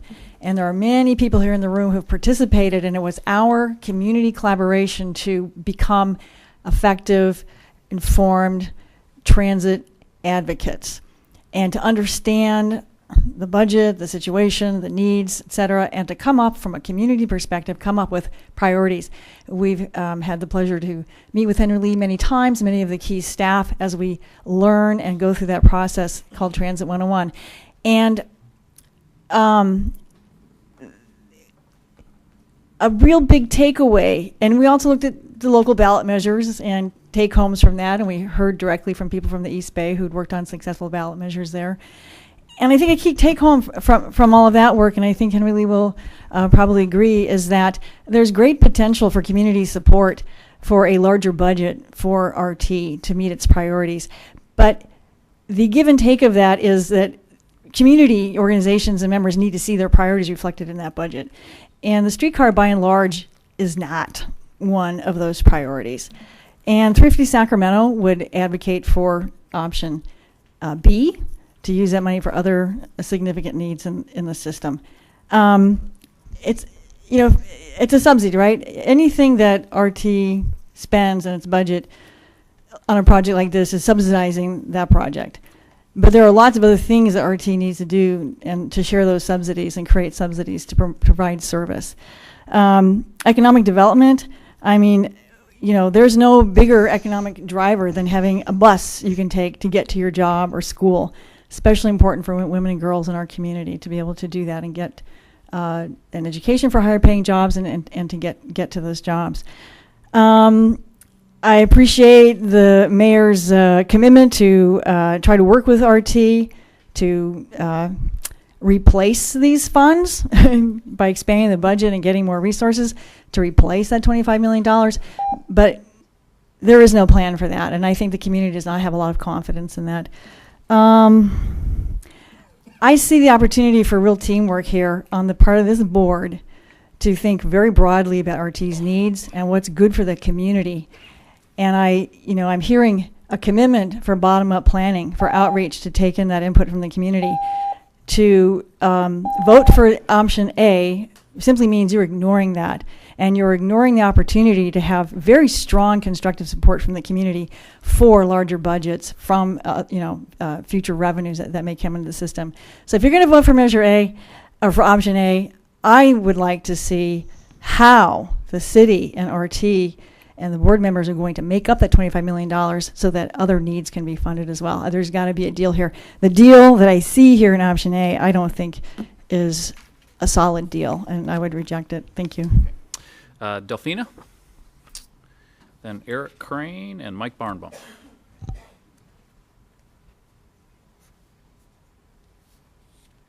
Good evening, Chair Moran and Board of Directors.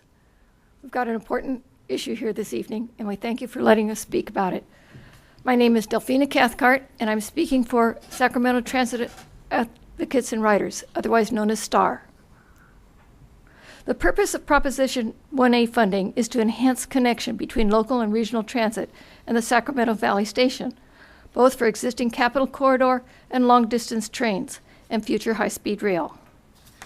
Existing light rail service is limited by the light rail station location, by steep-staired, high-floored cars, which are very difficult to use for travelers with luggage and bicycles and babies, and by limited service hours and frequencies.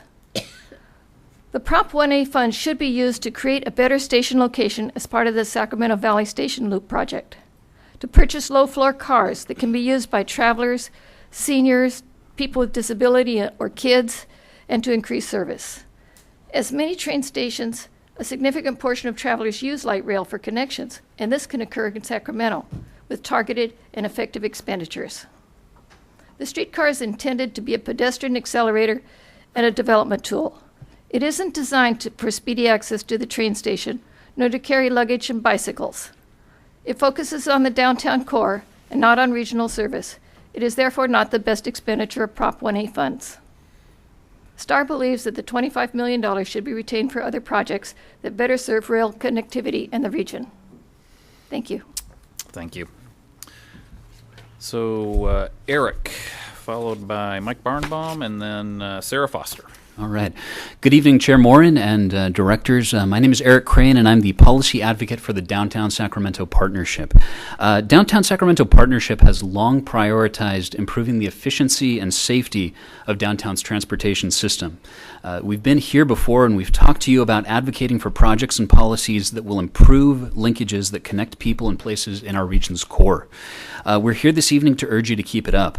Keep supporting smart projects that are critical to improve our transportation network as a whole, projects like the streetcar. As our central city continues to grow, increased demands are being placed on our existing transportation infrastructure. With this elevated need for new modes of transportation, the Downtown Riverfront Streetcar project will be a new connection choice for urban residential areas and employment centers with the amenities that people want and people need. This project is a critical infrastructure component to meet mobility needs and reduce car congestion downtown that will only get worse as the years pass. And the streetcar will connect to other regional transportation services, making the network that's been so talked about this evening. It's the emphasis on a strong transit system that's focused on our board to prioritize the streetcar project. Your approval of Prop 1A funds for the streetcar project are critical to moving forward the benefits of this project, from being able to relocate light rail from K Street onto H Street, to improve multimodal transportation efficiency, and to add local new tax revenue. So we urge you to support streetcar. Investing Prop 1A funds is a prudent choice. You're investing in the region, strengthening connections between Sacramento, West Sacramento, and beyond. And downtown property owners are now voting on the Community Facilities District that will support the operations and maintenance of this project. Just as important, the streetcar benefits will be achieved without additional operational maintenance cost to Sacramento RT. So let's keep Greater Sacramento region's momentum moving forward, and let's support the streetcar. Thank you. Great, thank you. So Mike, following Mike is Sarah, and then Sam Stefanski. Thank you, Chair Moore and members of the board. Mike Barnbaum of Ride Downtown 916. Many of our members, as you may know, started out as members of Crown Downtown, the folks originally in the white T-shirts that attended numerous of the city council meetings favoring the construction of what is now the Golden One Center. Streetcar has been something that has been long on the minds of our members as a way to improve the downtown culture, activity, livelihood, and entertainment scene that started with the construction and completion of the Golden One Center. It's just getting better from there. We feel that it is not just connectivity to the future of the bullet train, as staff has indicated in their report, but a lot of our folks have stressed the connectivity to the Golden One Center, downtown Commons, the up-and-coming Major League Soccer stadium in the rail yards needs to be mentioned, as well as connectivity to Capitol Corridor, Coast Starlight, California Zephyr, and let's also not forget, as we'll discuss in item 25 more in detail, the San Joaquins. This is a very important step, and we also would like to encourage, if RT is able to put any of this funds into its existing bus system, as you'll see in the attachments on your next item, what other simple ways can RT do to improve bus service and especially connectivity? And we'll just highlight this as it relates to this item. Route 51, improve weekday frequency to 10 minutes, Saturday every 20 minutes, Sunday every 30 minutes. Route 51, realign route in downtown Sacramento to make the Sacramento Valley Station the downtown terminal. Right now, with bus service only being with Route 30, there isn't much else to offer. YOLO Bus will be taking away Route 340A on July 30th with their downtown shuttle concept that they approved at a board meeting of theirs earlier this calendar year. So it's important that bus service be just as much of a component to make it a very true intermodal station, as well as light rail, the Sacramento Valley Station loop, realigning the Blue Line, adding the streetcar and connectivity to the 4 major Amtrak services in there today. So piggybacking on the downtown partnership and Mayor Steinberg's comments, we move adoption of item A with our comments. Thank you. All right, thanks, Mike. Sarah Foster and Sam. Am I the last one? No, got one more after you. Oh, well, okay. Thank you. Thanks for the opportunity of speaking to this. I wasn't going to speak here tonight. I was going to come and cheer people on, but I decided to. A number of things have happened between when I left my house and here.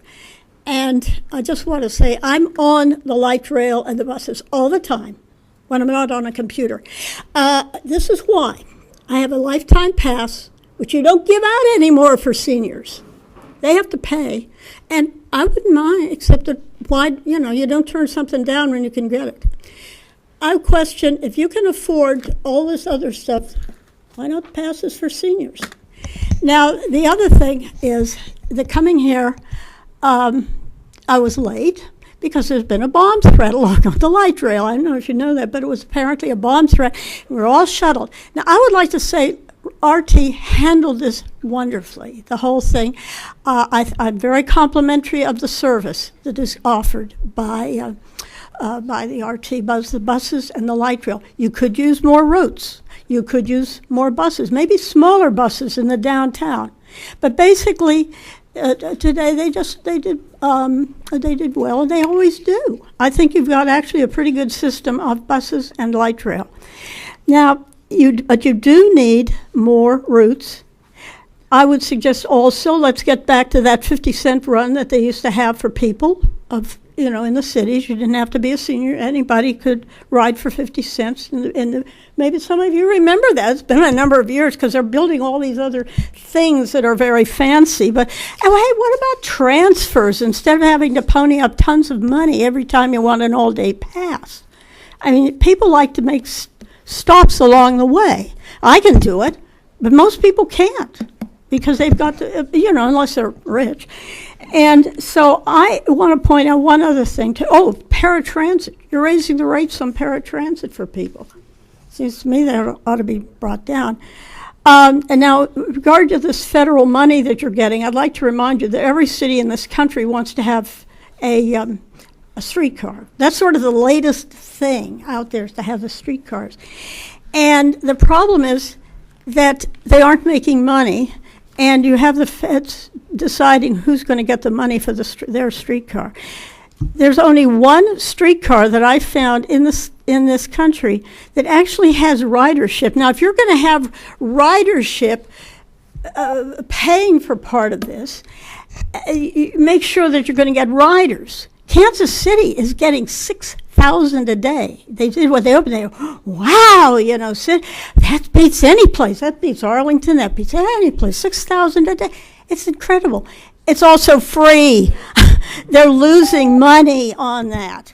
So I would say that routes, cheap rides, transfers, and just remember that the feds, to give you money, have to take money away from the streetcar in Arlington and all these other places. Thank you very much for the opportunity to speak. Thank you, Sarah, and hang on to that lifetime pass. Okay. All right, Sam Stefanski. You're not gonna hold it back. It does say lifetime. Yes, no, we won't take it from you. But if you will it to somebody, they can't use it though. So. I'm kidding. Good evening, Mr. Chairman and members of the RT Board. My name is Sam Stefanki. I am Congresswoman Matsui's District Director here in Sacramento. It's a pleasure to appear before you on her behalf. She's in Washington, so she can't be here personally, so she sent a poor replacement in myself.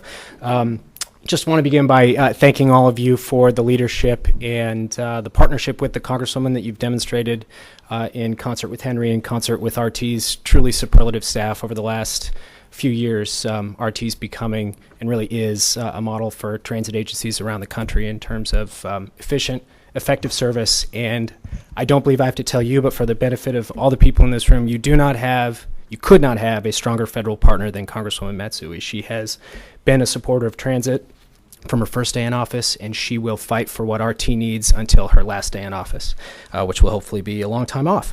The Congresswoman asked me to come here to support the allocation of the $25 million Proposition 1A funds to the streetcar project. The Congresswoman is a very strong supporter of the streetcar project for many of the reasons mentioned by the mayor and by the other advocates here. She believes that it is a worthy expenditure of RT's dollars to enhance connectivity, to bring more people to the downtown core, to get people to the Golden One Center, to get them to West Sacramento, to circulate them all throughout the areas in our city that we are really seeing a renaissance in and a revival in. It is true that there are $50 million newly minted federal dollars available for this project, thanks in large part to her leadership. She wouldn't say that if she were here, but I can say it as someone who works for her. She fought extremely hard for that money. She will continue to fight every single day to get the remainder of the money out of the federal government. And I do believe that it demonstrates the extent of her leadership that in this current federal funding environment, $50 million was recently made available to this project. We have every reason to anticipate that that will continue in the future. The last thing I'll say is the Congresswoman has traveled to other cities and seen streetcars. She's seen what they can do for regional connectivity. She's seen what they can do for an economy. She's seen what they can do for people who need public transit.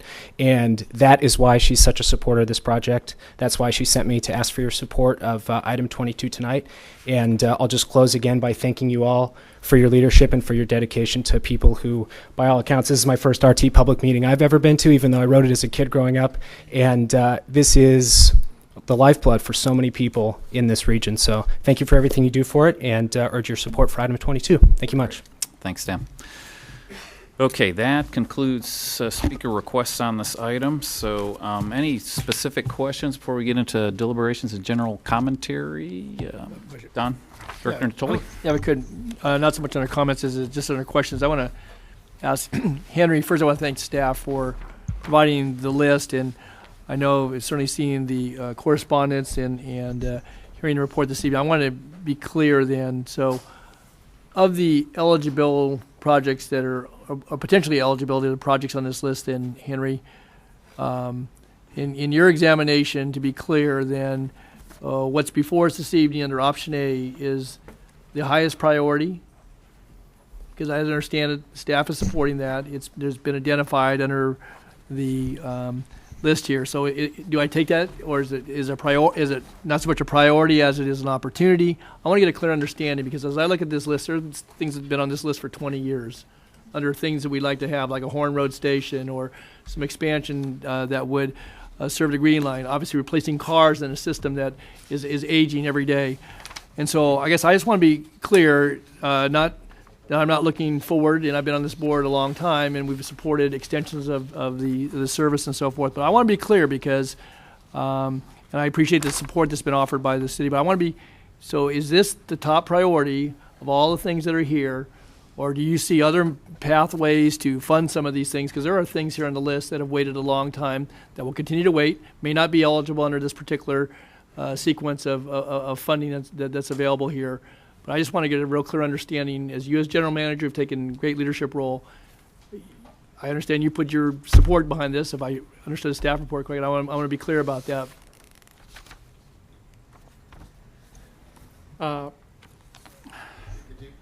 Okay. We do have lots of urgent priorities. There's one, I heard so many comments about this Prop 1A money. I think we need to think again. If we use this money for the Prop 1A, use this Prop 1A money for streetcar, what RT potentially will get? Mayor Stenberg spoke about 3 cents. City of Sacramento will help on the SVS loop project, especially the station reorientation. Secondly, the storage track. Thirdly, and most importantly in my mind, is we need additional dedicated local funding for our future, period. Because if SAC-RT needs to meet the demand of the citizens of this region to support this region to become a first-class or world-class city, we need to have a world-class transit system. To have a world-class transit system, we need lots of support from the local jurisdictions. Number one support is to have a additional dedicated local funding. So from that perspective, staff put this agenda item, issue paper in the board package, and also with this $25 million, potentially we will get another $100 million from the federal government. So it's not something we simply give this money away.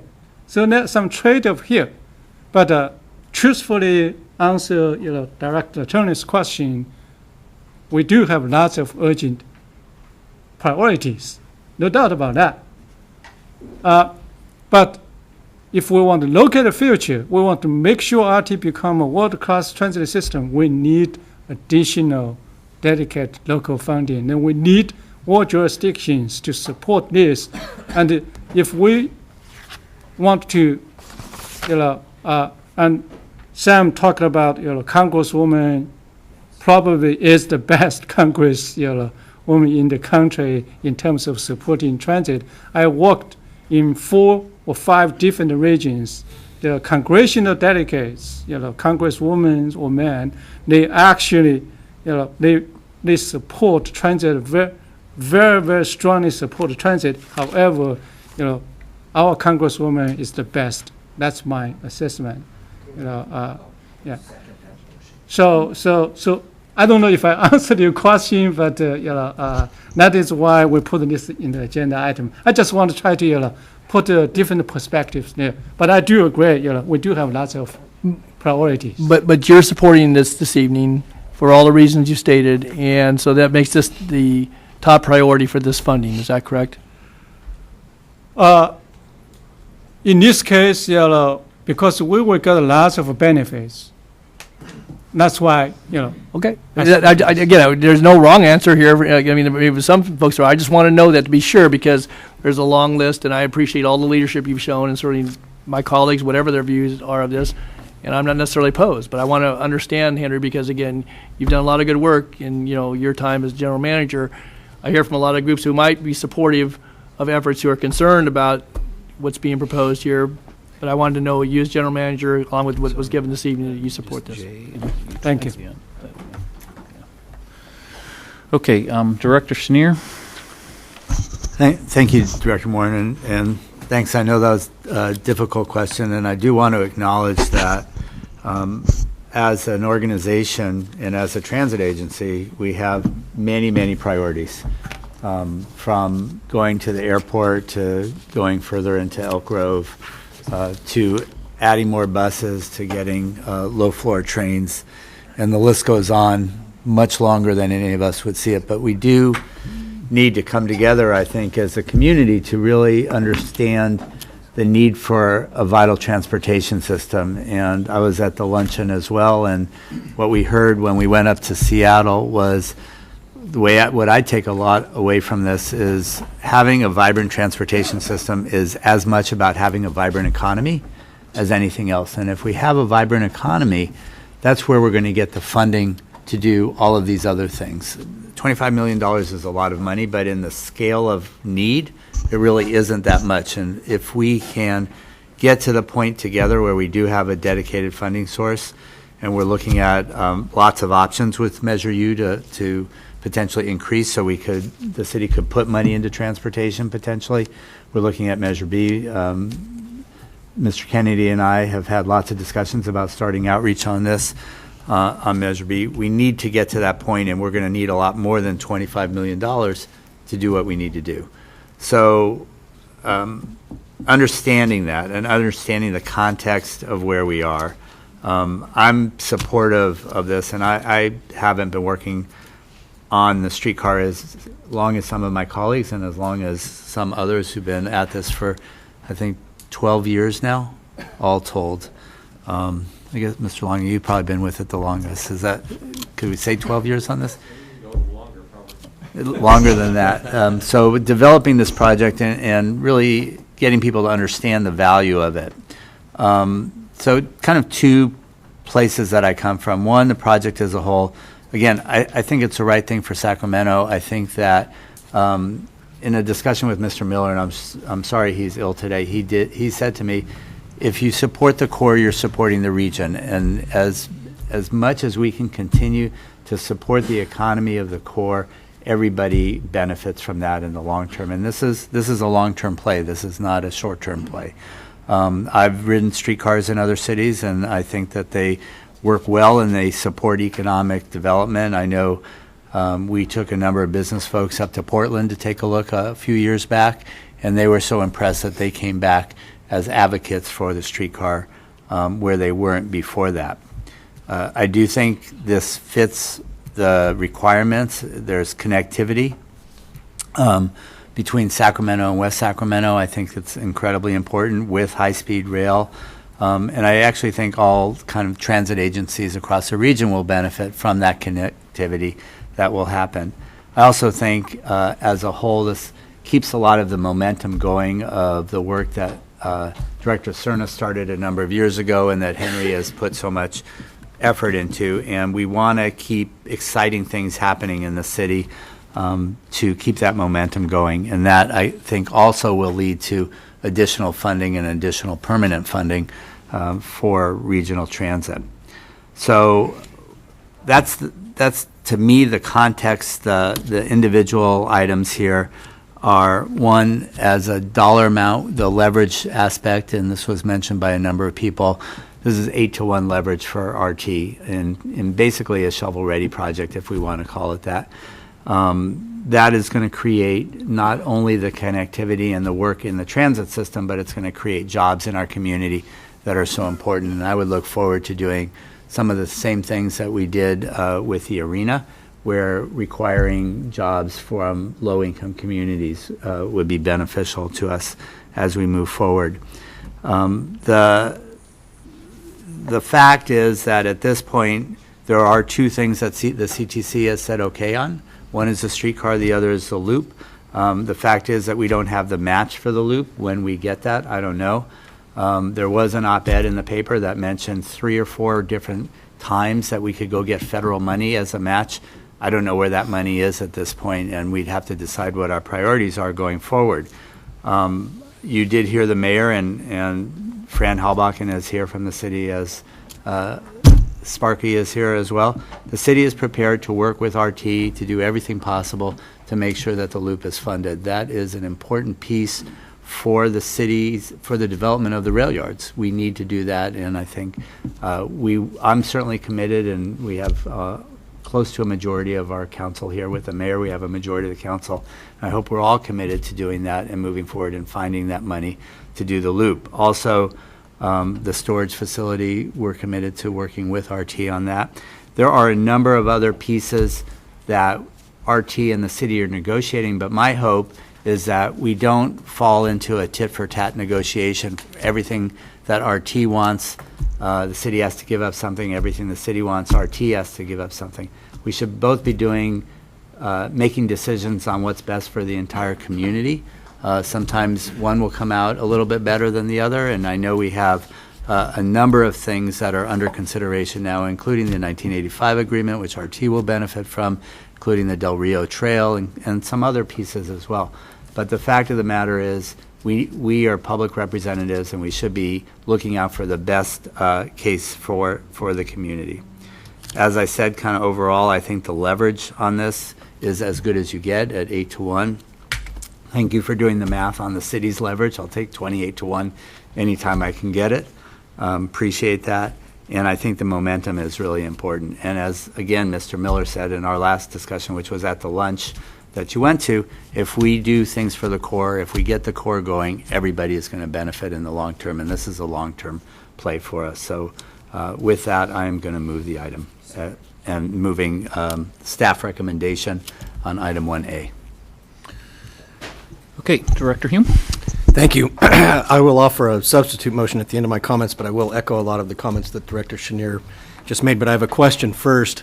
Several of the speakers kind of brought up a worst-case scenario of the ongoing operational cost of this being borne by RT. So assuming that the self-imposed CFD doesn't pass, or assuming that the operational costs exceed projections, or assuming that the ridership is below projections, or assuming any number of different things, if there is a shortfall, how do we guarantee that RT is not on the hook for the operational costs? And the reason why I ask that is because, as I've said before, and hopefully we as an agency have learned this lesson from past practices, is that the federal government is quick to throw money at capital projects, but when you come back knocking for operational dollars, they introduce themselves to you again and say, and who are you, by the way? So we found that out with the Blue Line, and I think that's been the financial albatross that has put us in some pretty dire straits right now, is they were great partners in putting the track in the ground, but now that the money to be capitalized out of it from the operational standpoint has dried up, we realize we're left holding the bag. How do we guarantee that that doesn't happen, especially given that this is not an RT project? Got it. Keeps looking at I see everybody kind of looking back and forth like, you going to take this one? You going to take this one? Yeah, I'm going to take this one. Yeah, that one? I'm Okay. going to take this one. First, appreciate your reminder about Blue Line. Staff learned a big lesson from that. And that's why in the last 16 or whatever month, we are trying everything possible to correct that mistake we have made. And what we plan to do actually, through all these type of initiatives, strategic initiatives we present to the board in February's board meeting, one of many goals is to make sure, we're going to be able to address those consequences of our past decisions by ourselves to bring this agency to the financial, health condition. And I agree with that. I think it is happening, and I appreciate that effort with respect to kind of what our obligations are.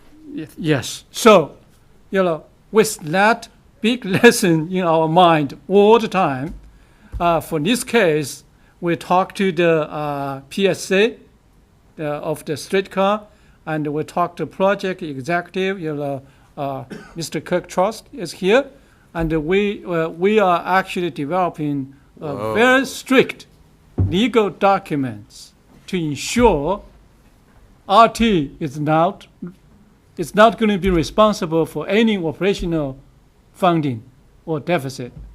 I mean, and will that be codified? That okay. Absolutely, it's the right direction we're going to go, and we will have legal document there. Okay. So I just wanted, because there's several audience, public comments mentioned that. I just want to make sure that is not RT's responsibility. Thank you.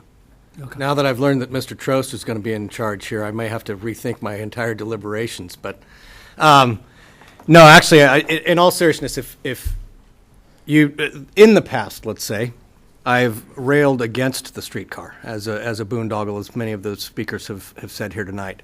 And had you asked me as recently as a year ago, I probably would have said this is it's a pie-in-the-sky idea and it's not worth pursuing. Had you asked me 2 years ago or 3 years ago of whether or not the arena deal was a good deal, I'd have probably said no. However, now that it's in the ground and now that I see what's happening downtown, Mr. Rawlings, you said this is the wrong thing right now. The way you phrased that lends me to believe that you would say it would be the right thing at some time. And so I'm going to at least put on the record why I think if it would ever be the right time, now is the right time. And that goes back to something that Mr. Schneer mentioned. In my basic study of physics, which was very rudimentary, I did learn about the laws of inertia and momentum. And that basically it takes less energy to keep a body in motion once it's moving than it takes to start something from a stop.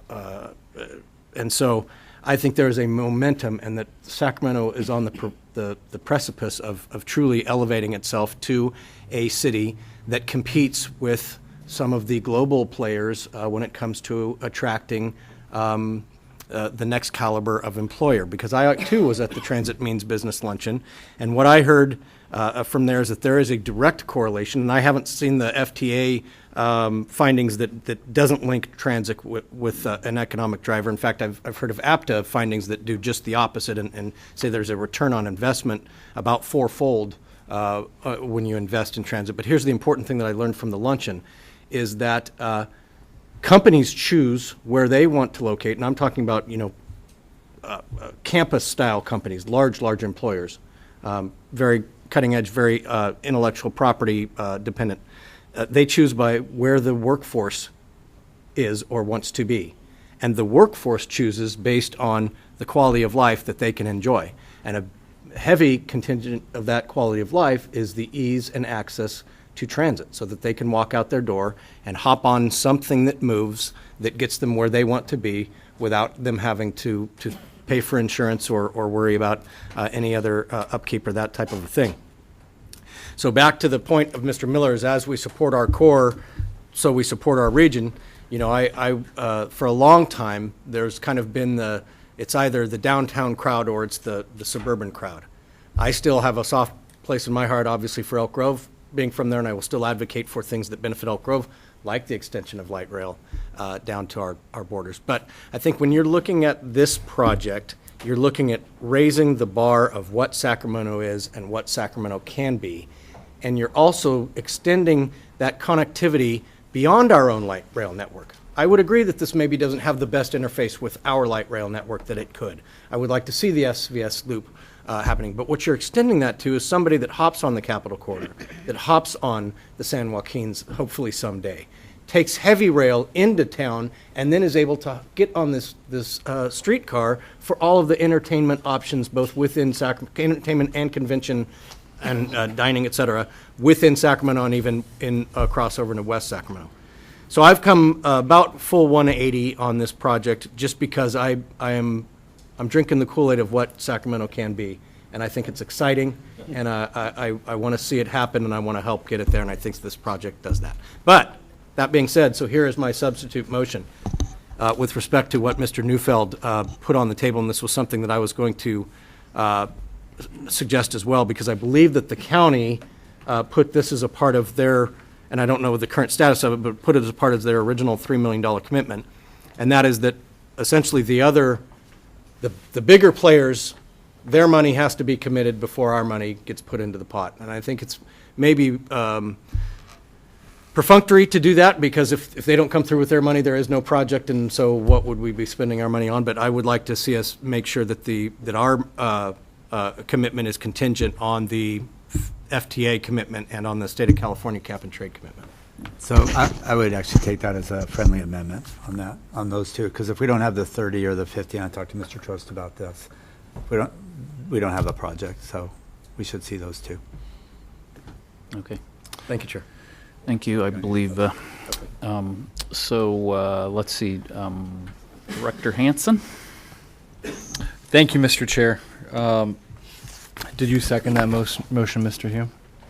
I had put a substitute motion, but since he took the friendly amendment, I will second the motion, yes. All right. Thank you. Well, I think a lot of things have been said, but I just want to recap a couple important points. First, those of you who've walked around this building, you'll see pictures of streetcars around. There's even a great mural on the side of the building of a PG&E streetcar. It's because Sacramento was built on streetcars. And 20 years ago, in the mid-'90s, we started talking about bringing back streetcars. Streetcars used to be a very prevalent mode of transportation in our urban cores around the country. And through a process of disinvestment and other things, those streetcar systems were bankrupted, torn out, and what were private operations were turned into bus systems that were then handed over to public agencies like the City of Sacramento, which started regional transit in 1956 as a city department. Yes, there was an election in 1956 that created what later became RT. And trying to restore the mobility for our central core is really important to the life of the region, the vitality of the region. And it's really important that these connections are easy. Somebody talked about the train platform, I think it was in Denver, where you could walk right across and get on from intercity rail. Dan, that was you. Intercity rail to light rail. Those are the kind of things that we really need to be better at. I don't think there's any doubt about it. As you look at mobility options in our region, RT runs buses and we run light rail. Paratransit provides senior and disabled services. We have TMAs providing neighborhood shuttles. The city, through 2 other cities in SACOG, is working on a bike share program. We are trying everything we can do to make it easier to walk by also providing more bike infrastructure. And that's the name of the game. The more options people have, the less they worry about how they're going to get around. We don't want everybody to commute into downtown via car. When we provide less options, we prioritize the car. Partially, too, the comments I heard tonight are about the adversity that our system has faced. There is no doubt our region has not prioritized transit in the same way that it prioritizes driving. Our system reflects that lack of prioritization. We don't get there, though, by providing less transit. I think that I worked along with some of these board members really hard to try to pass Measure B, which would have done some of the things people asked for tonight. New buses, new light rail vehicles that were low floor, additional connectivity, additional bus frequencies, so we could really get express bus head times, potentially do bus rapid transit in some important corridors. Some of the very people here tonight advocating for those things fought us on Measure B, and we lost by a very narrow margin. So what do we want? Do we want a viable, comprehensive transit system that represents our values, or do we want to continue to fight over the same slice of pie? I think Henry said it very well. Unless we have more dedicated revenues, we cannot aspire to the vision that was laid out by many of the critics tonight. And I'll tell you, we don't have a match for these funds if we don't put it into streetcar. There is no immediate time frame in 3 to 5 years where we see something coming that's going to say we can then meet the local match requirements, which are 1-to-1, essentially. We need to find $25 million somewhere, folks. The city is offering to work with RT to help find those funds through grants and other things that we may be eligible for, and in partnership with RT could help deliver, which I think is part of a win-win strategy. So I just, the streetcar project, not everyone has to love it. Just like not everybody wants to walk, not everybody wants to bike. A lot of people want to drive, but that's not good for our region. But I do think that the CTC was very wise in trying to figure out what projects will benefit high-speed rail. The city has invested tens of millions of dollars in the Sacramento Valley Station and our own Measure A resources to make that station viable for high-speed rail and for inner-city rail and for bus and other things. This project, the streetcar project, connects to Yolo County as well, which is a tremendous benefit for taking pressure off our city streets, which Mr. Thompson was very clear about being frustrated that there were too many cars blocking the way of light rail, while we are also working on intelligent transportation systems that will give transit priority in those very same corridors. We need to get people out of their cars. The loop, though, the original project that the CTC was asked to support, as I've talked to Mr. Lonergan, it's a project that's obsolete. It was designed before some of these other projects were designed and built. And I think that it is not a truly viable project at this point, so it's somewhat a false choice. It's a mile of track that doesn't add any connectivity to new residents. It doesn't provide much more than some minor system improvement. It does move the platform, which I think is important, and we have to figure out how to do that. But for the total cost of that project, we get very little ridership benefit. And if we're not doing things that add ridership, which I believe streetcar does because it's another way for RT riders to transfer for free, then shame on us for not increasing ridership and giving more options. I would also say the public input is great, and it is not disregarded. But I hear from people every day who think that we should have more options, that RT has to come out of its shell and continue to do things that are maybe difficult but smart for the long term. A lot of these people are younger. A lot of these people think Sacramento has a bright future, like was said by the illustrious Pat Hume of Elk Grove. And I agree with them. I think that this city, this region, is dependent on a central core that is strong.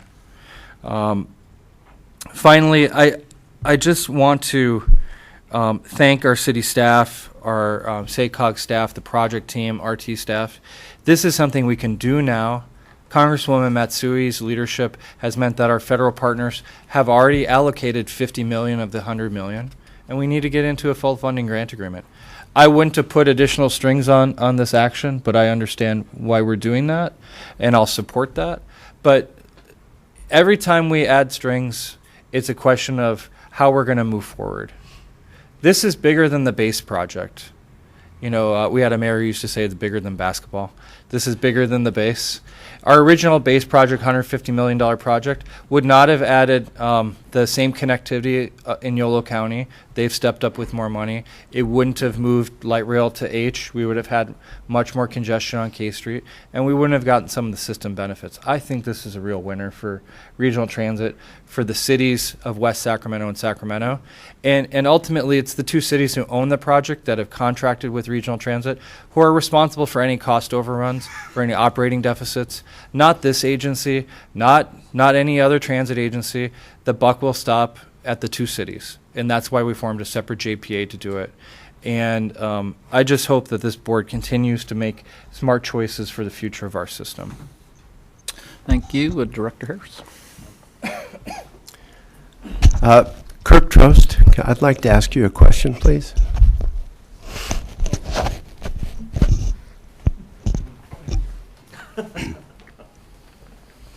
So at the Policy Steering Committee, you laid out a timeline for achieving the Small Starts Grant.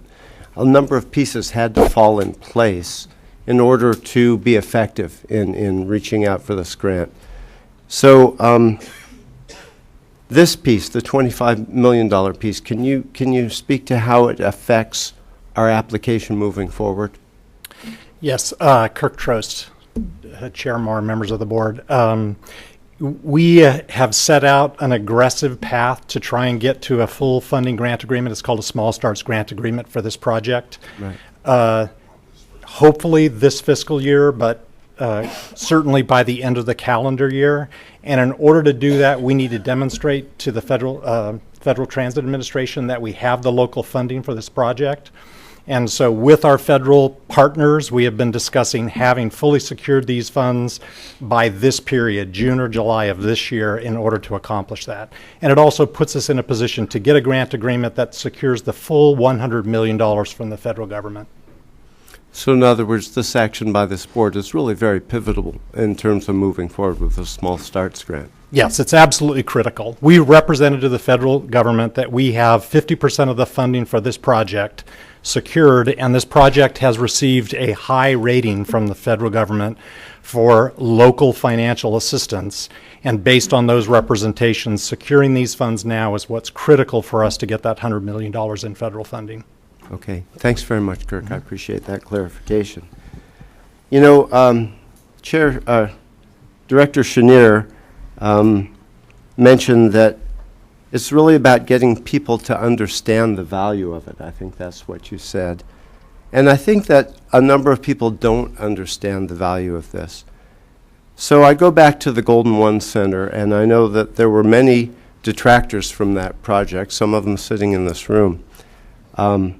There were many opinions expressed about why it would be very bad for the city to undertake that project, that it would create basically financial ruin and set us back on numerous other projects. But apparently Director Hume became a believer, and that's no small feat.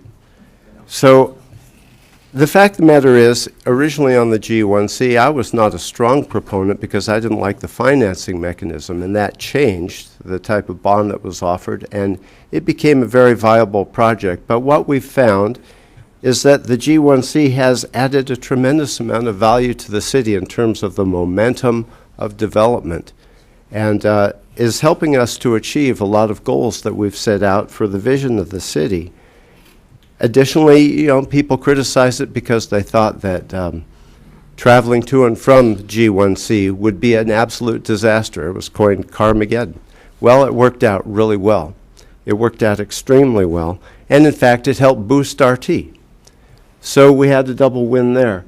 The point I'm trying to make is that there will always be opponents and proponents on any project, and people will certainly have their opinions, but many people have worked very hard on the streetcar project, and moving this forward at this juncture, if we don't do it, means we won't get that Small Starts Grant.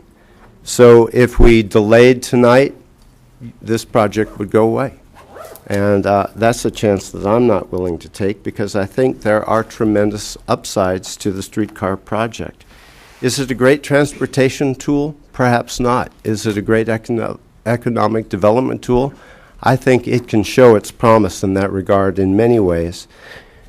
Director Hansen mentioned a lot of ideas about mobility, all of which I agree with him. Another person mentioned the Green Line and our investment in the Green Line, and was it worth it? Well, if you take the long-term view, absolutely it was. I'm definitely a proponent of getting light rail to the airport. I've been to many cities where that connectivity to the airport was actually essential to people getting there. And so it's a first step. It may not have paid the full dividends yet, but it will in time. And I look forward to that project moving forward as well. And I also agree with Director Hansen about local investment in transit. We came very close to prevailing in Measure B. It was, the threshold was 2/3, and that may change with state legislation at some point, and I hope that it does, because a majority of the people in this region really want more local investment in transit, and I think it would be well placed. So I'm sorry that we lost that opportunity. I think it was really vital to the region, but we will have to lick our wounds and move forward. For all these reasons, I support tonight's measure, meaning the proposal to move this money forward for the streetcar. Thanks, Jeff. Director Budge? So to be quite clear, I love the streetcar, okay? That's nice. I would like to have a streetcar, and it's pretty obvious that we have to start somewhere. But this is not really a proposal that I want to vote for. It's our number one duty to make sure that our system is safe and secure for everyone.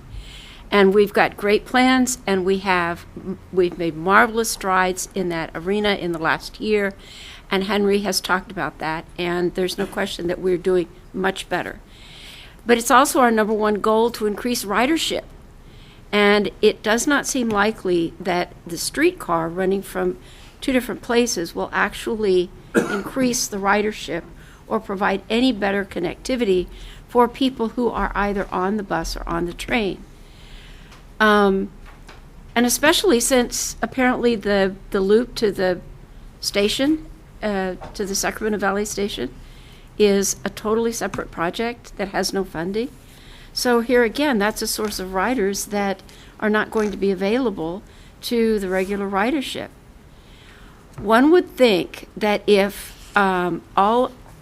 we can make the case that funding the streetcar qualifies for connecting our system to the high-speed rail, and yet it doesn't actually go to where the high-speed rail will be, then many of the things that are on this list could also be funded by this particular source of funding.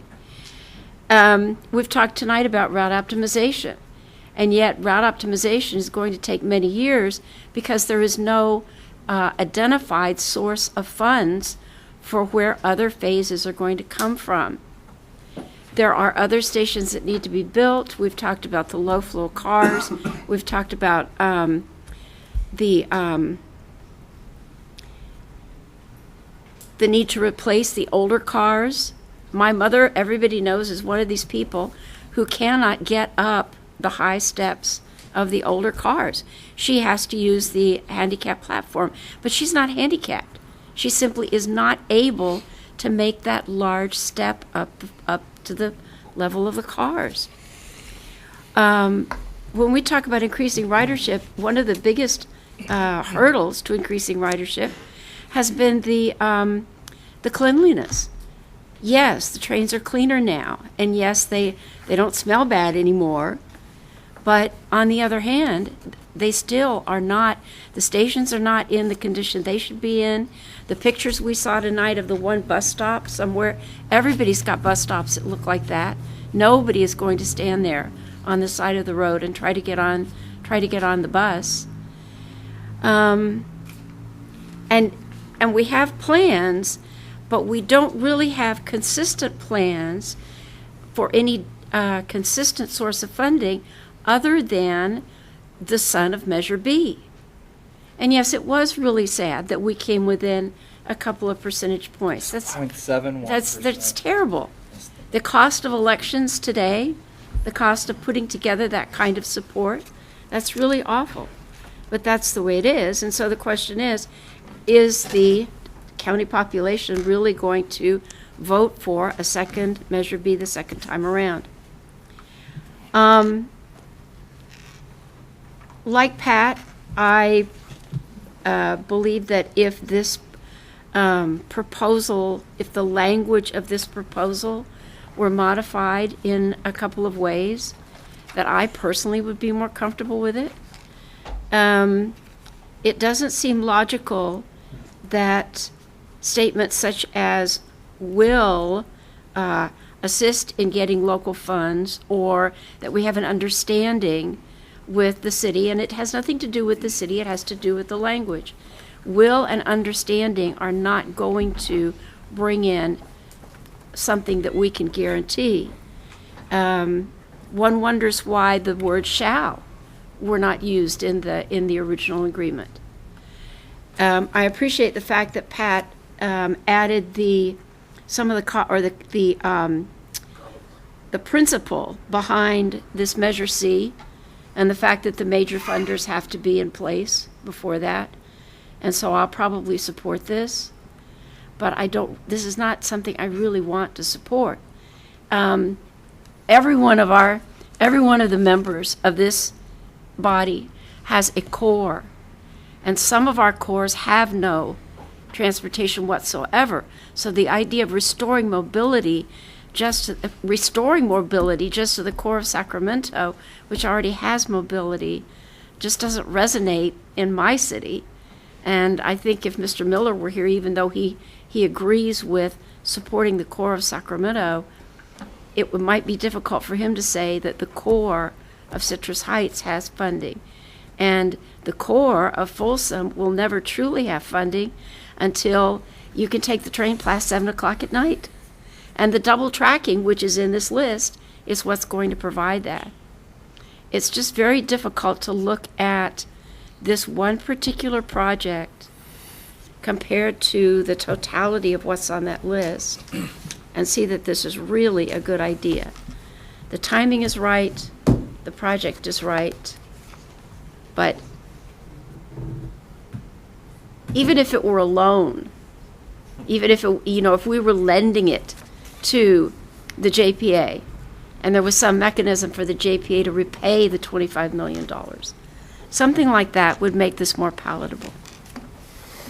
Thanks, Linda. Director Natoli.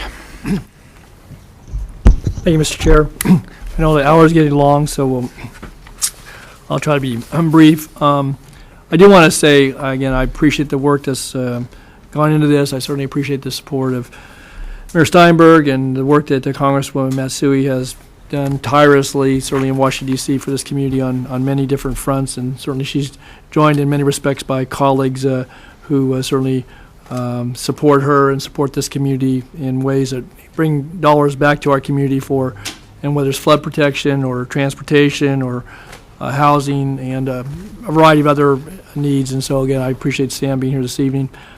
I'll just say that as I've thought about this over the past many weeks now, since we've known this is going to be on the agenda, that what keeps coming back to me, and that's why, again, I pressed Henry very hard this evening, and it wasn't, again, that I didn't understand certainly your recommendation. It's because as we've sat in this boardroom, and now I've had the opportunity for on close to 20 years, and so I've been a part of many decisions that this entity has made. And I will just say that I believe transit is very important. I represent a very broad district, and certainly Elk Grove and Rancho Cordova are included as a part of that. A lot of unincorporated area, many suburban areas that don't have a bus that gets very close to anywhere where people live or might want to get to. And so I don't necessarily buy into the argument that often put forth that it's people in cars versus people on buses, trains, and streetcars. That we have a region that is very diverse, that has areas that people come to the downtown core, they go to other areas in the region to work, to seek out entertainment. They choose where to live, and whether it's in a rural setting or a newly developed suburban neighborhood or a first ring suburb or the downtown urban core, there's a lot of opportunities to live and work, and that's what's great about Sacramento. And so I think having a transit system that works for people, that allows people to get around, that allows them an opportunity to make a choice about whether they use their vehicle, their personal vehicle, or some other mode of transportation, and whether it's walking, biking, taking one of the things that our transit system offers or others, are all important part of the spectrum. And I think that too often, and again, we see it certainly in the discussion in the land use context, but around things as kind of sometimes almost us versus them, unless we all want to be together and seek out a funding. And so I would just say it's important. People are going to seek out the mode that best fits their lifestyle, that provides them the best opportunity to get from where they want to go, from where they live, or where they want to be. And I think there's always going to be room for cars. There's always going to be room for improved transit and for other opportunities that, you know, maybe at one time seemed to be science fiction, but probably are closer to being reality than some of us might want to even imagine. My point being is that this district, I think, has been forward-looking in a number of respects, and certainly expanding the light rail system over the years, attempting to modify bus routes to the degree that it fits neighborhood desires and getting people in and around our region. But it certainly hasn't been able to expand to the degree that I think folks would have liked. I think optimization of looking at how we can do it better is very, very important. And then, obviously, the recession hit, and I don't blame everything on that by any means, but certainly we took a big step backwards, and that this district still suffers from that. And I certainly am very concerned about the state of good repair, not only for what we already have, but recognizing that we've got a lot of needs that are shown on this list, but on a lot of other lists, that we can talk about it, but we're going to need the support of a whole lot of folks in getting to that bigger vision that certainly, Henry, you've outlined, and we've spent a lot of time talking about that in sessions here. And the reason I say all that is because, again, I think that the decisions we make are certainly important to the vision and the future of this community. Certainly this streetcar project has had a lot of work put in it. It is a vision for an addition to the existing system and what we want to be.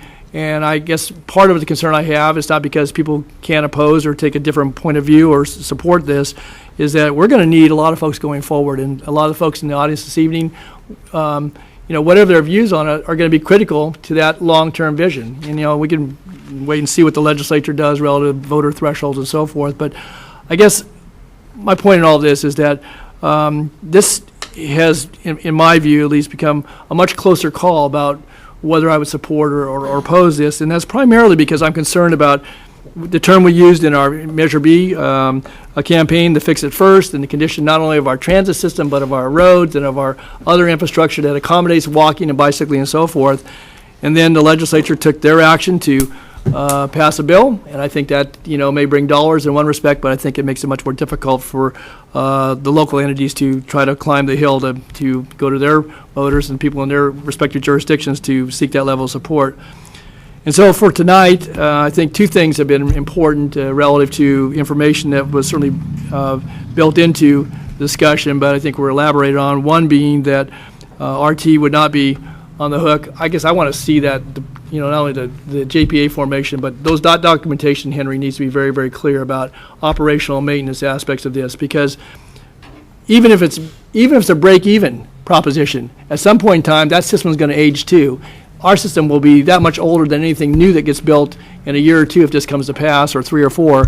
And I just don't think that this district, looking to the long term, can take on additional responsibilities for new infrastructure that's someday going to become old when we've got such a backlog already facing us as it relates to buses and trains and to conditions of our facilities in a lot of different respects. And that needs to be very, very, very concrete. And obviously that's not before us this evening. That's part of the package.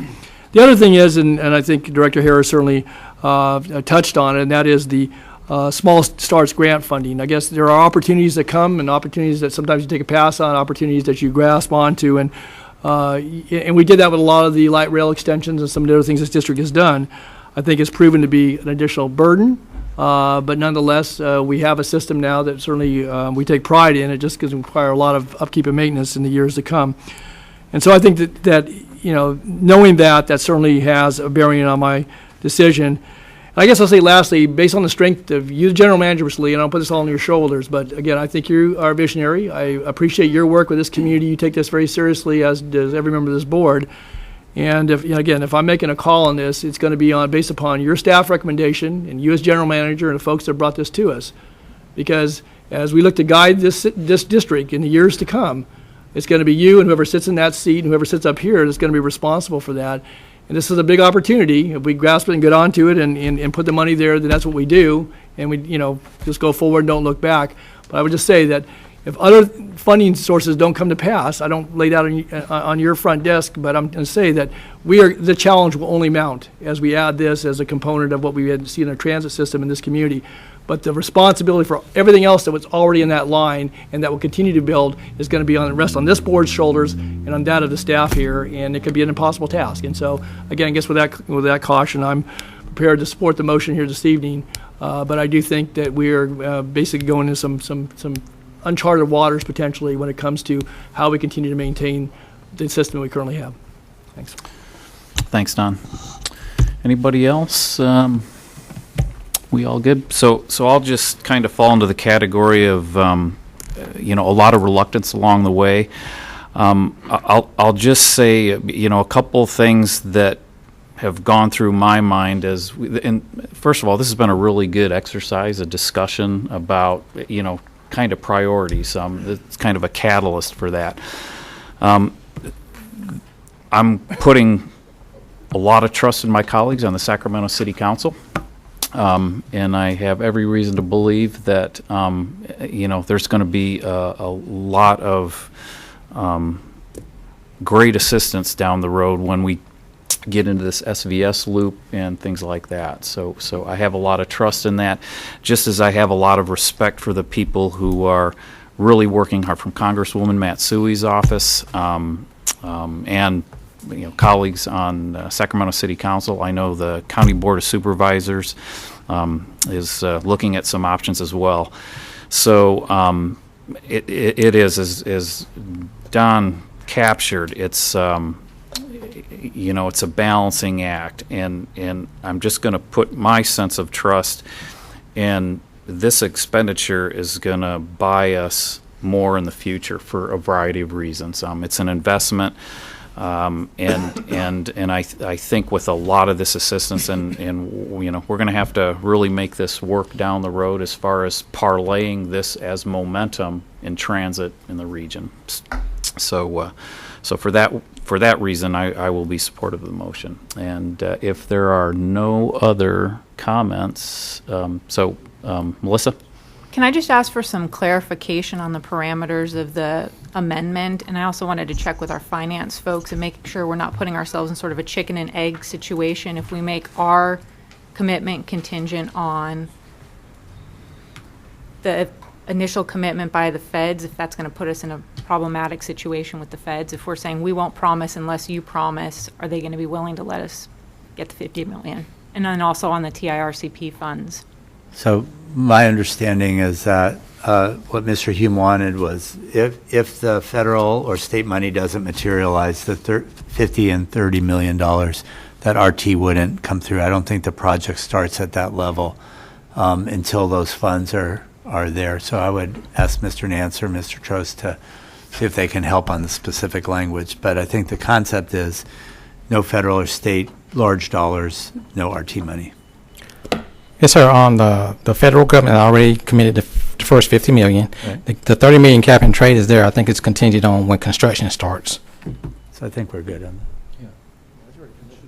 that. Yeah, and I'm fully aware it's largely a semantical condition, that it's not like we're cutting a check tomorrow to deposit into escrow. Sorry. I think if the condition is that the money will only come when we have a small starts grant agreement with the federal government, that will protect your interests, and that we're fine with that. Okay. Is that good? So making clear that the expenditure won't occur until the small starts Correct. grant agreement has occurred, Correct. but the programming can occur at this point Correct. in time. Okay. Thank you. So the maker of the motion, the seconder of the motion are good with clarification there? Yep. Okay. Thank you. You just wanted to speak tonight, didn't you? I had no interest in speaking. Okay. So with that, I'm just going to do a voice vote here. All in favor? Aye. Opposed? Abstentions? All right. Thank you. Sorry. Motion carries at 95 votes. So I'm going to ask everybody that's leaving now to be very quiet as you depart because we still have business to conduct. Thank you. Quite a bit. Nope. Closed session. So the next item is item 23, continuation of the public hearing for the fiscal year 2018 operating and capital budgets. And the actions tonight are to accept any other further public comment, to approve the Sacramento Regional Transit District fiscal year 2018 operating, debt service, capital budgets, and vote allocation, and to authorize the filing of the fiscal year 18 Transportation Development Act claim based on the adopted budget, and amending Exhibit A of Resolution 1704-0047 and approving new job descriptions and SAC-RT's authorized classification positions and salary grades, and David Goldman is here to present. Okay, David, you lost some of your audience, but carry on. All right, the main event. Good evening, Chair, board members, David Goldman, Management and Budget Director. I'd like to call out two revisions to the item that was posted last week that are contained in the hard copies provided to you and the public in the back of the room. The organizational chart on page 5 was updated under Transit Services / Chief Operating Officer Division to reflect bus transportation and operations training areas. And the operating and capital budget resolution was updated to be consistent with the total dollar amount contained in the rest of the issue paper and the attached to bridge budget. We continue to trend below budget for the current fiscal year, which is a big turnaround from previous fiscal years due to our relentless pursuit of efficiency improvements and business optimizations. This positive trend has allowed us to develop a budget that is over $1 million below the prior year budget. In contrast, if costs had increased by 5% as they had done in the past, that would have equated to an $8 million increase, and the difference between that and going down by $1 million is $9 million. This is at a time when many agencies produce ever-increasing budgets. We're able to reduce our budget while enhancing our customer service experience with no fare increase. So this is the updated budget schedule from the last hearing. We listened to the public at the May 8th budget hearing, and we held 3 extra public meetings at different times and locations to go over the budget, and we also provided line item details of the budget as requested. The public input with our responses are included as an attachment to the issue paper. To summarize the main themes of the questions, they included how best to use Prop 1A funds, questions related to the streetcar, costs related to the Watt I-80 elevator replacement and shuttle service, funding the operating reserves, and providing year-to-year line item comparisons, questions on the Connect card, and various other questions on line items. So this slide goes over the changes from the preliminary budget from April 10th and also the overall changes from the fiscal year 17 budget. The total increase from April 10th is $400,000. And even with this increase, as I mentioned before, we are over $1 million below the current year, fiscal year 17 budget. So now fare revenue, we're looking at decreasing that by a little over $1 million from the April 10th budget, or a decrease of about $600,000 from the fiscal year 17 budget. And that is due to the 90-minute transfers for Connect card users that was approved at a previous board meeting, the free ride days, and the veterans discounts, and some other adjustments as well. The fare revenue decrease is about $1.5 million less than the April 10th budget, or overall $3.2 million. That's to account for the phasing out of limited term revenues for the Blue Line and the Golden One Center Golden One Center opening. State and local revenue, that increased by about $3 million to account for the SB1 transportation bill revenues to balance those previous decreases. This gives you a quick overview of the different components of our revenues. You can see that in the top right-hand corner is Measure A. Fares is on the bottom right-hand corner. Our federal revenues is in the green on the bottom left. And the state sales tax is on the upper left-hand corner. And the other sources of revenues are dispersed throughout the pie. Now this also goes over the changes from the preliminary budget, but these are the expenses, not the revenues. As I mentioned before, the total change is an increase of $400,000 from the preliminary April 10th budget. This is a decrease of over $1.2 million from last year's budget. Salary and benefits increased slightly. The total funded positions are going up by 34. However, this includes 36 positions related to bringing the security that was being run by the G4S in-house. So taking that into account, that means the overall funded position count is actually decreasing by 2 as we continue to enhance the efficiency of the organization. Professional services increase was due to continued negotiations with our vendors and Trend. And other expenses decreased by about $200,000, mostly due to reductions in our insurance premiums. This is another overview of our expenses. You can see that the majority of our expenses go to salary and benefits. It's about at 68% on the left-hand side of the screen. Just go through, okay. and the remaining 30% are all the other expenses. This is exciting stuff. So, these are funds related to the capital projects. What we this go around, we added the carryover amounts. We weren't able to do that back in April 10th because it was too soon in the year. We only had February numbers. Now that the year is further progressed, we have better numbers to know how much of the previously approved projects are being carried forward. Real quick, you can see in the top, there's the downtown riverfront streetcar. It doesn't add up to $200 million because the balance is in the carryover amount in the bottom. There's some other items in there as well. You can see specifically the Watt I-80 station elevator. If I had a pointer, I'd be pointing right at the middle on the left. That was added in at $900,000. That's coming out of the SB1 projected revenues. And also we have a $3.8 million seed money to help fund the replacement of our light rail fleet of the vehicles that are reaching the end of their useful life. So total is $295 million for the capital budget. And that concludes the presentation, and staff is available to field any questions you may have. Okay, questions for David? I do have some requests to speak on this. Director Budge? I have one. We are now 3 years into being promised that you all have money for, or that there's money in the budget to wrap the electrical houses along Folsom Boulevard. I wasn't aware. We were promised that 3 years ago. I know that our staff meets with somebody at Regional Transit on a quarterly basis, and that's really terrific. And I actually think it's Ed that's usually in those meetings. But seriously, we're on you would not have had to paint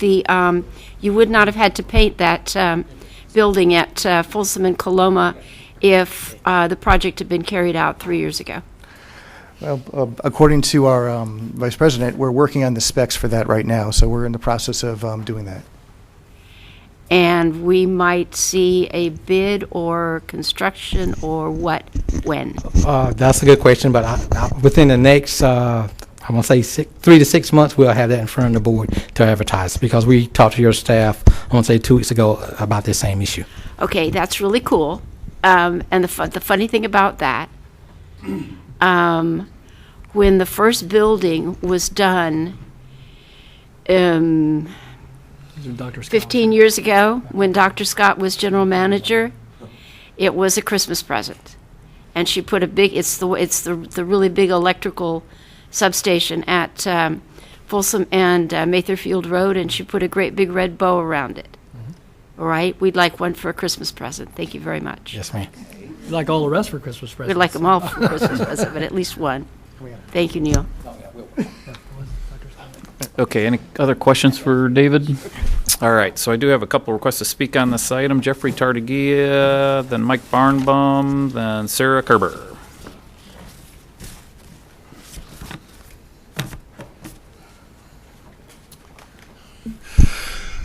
Again, board members, what I would ask is, I hope that you ask for in the future, and I believe you will find, and I think Henry will agree, that the evening board meeting for understanding the budget was most attended, and for regards to dealing with the budget, is what are material in concept of importance. And again, having the capital budget, it would have been nice that it be there available to explain right along with the operational budget for people to understand and see. But I suspect part of the reason was because the big number one item on the capital budget was the streetcar. So it may not have been disclosed, but again, unintentional consequences of once a month meetings. Reason why I brought up several meetings ago about the Sacramento College funding in there and the issue of 1 year being larger is because over the next 18 months, they're minus parking. So it should be this year that there should be a larger expenditure. Also brought up dealing with because you changed from the GS4 contracts. Now, my understanding for general accepted accounting procedures, when you change contracts and now you are going in-house, that please, I hope it's noted on the budget that you have changed your security policies and that just simply that line item that says security services, yes, it has changed. I'm glad that we had in this one the notation of the multiple year contracts.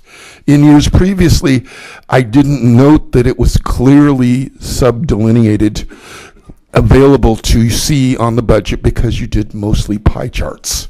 So I appreciate the heading that's going on in giving a better detail and what is materially changing each year, as well as I like to emphasize is the previous year, not just dollar amounts, but what has changed previously year to the current year and what you're proposing. So sometimes that better detail is highly essential so you understand the relevance of the budget.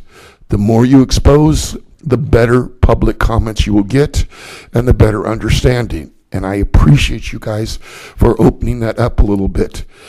As the Board of Supervisors learning, opening things up has a lot more time and much more complicated, but you get public comment that offers you better insight in what's going on. Thanks, Jeffrey. Mike, then Sarah and Russell Rawlings.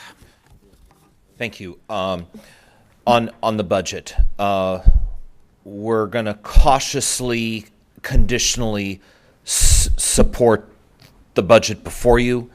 We, no pun intended, want to really drive the point home about simple service improvements with the more complex route optimization study coming forth soon with public engagement.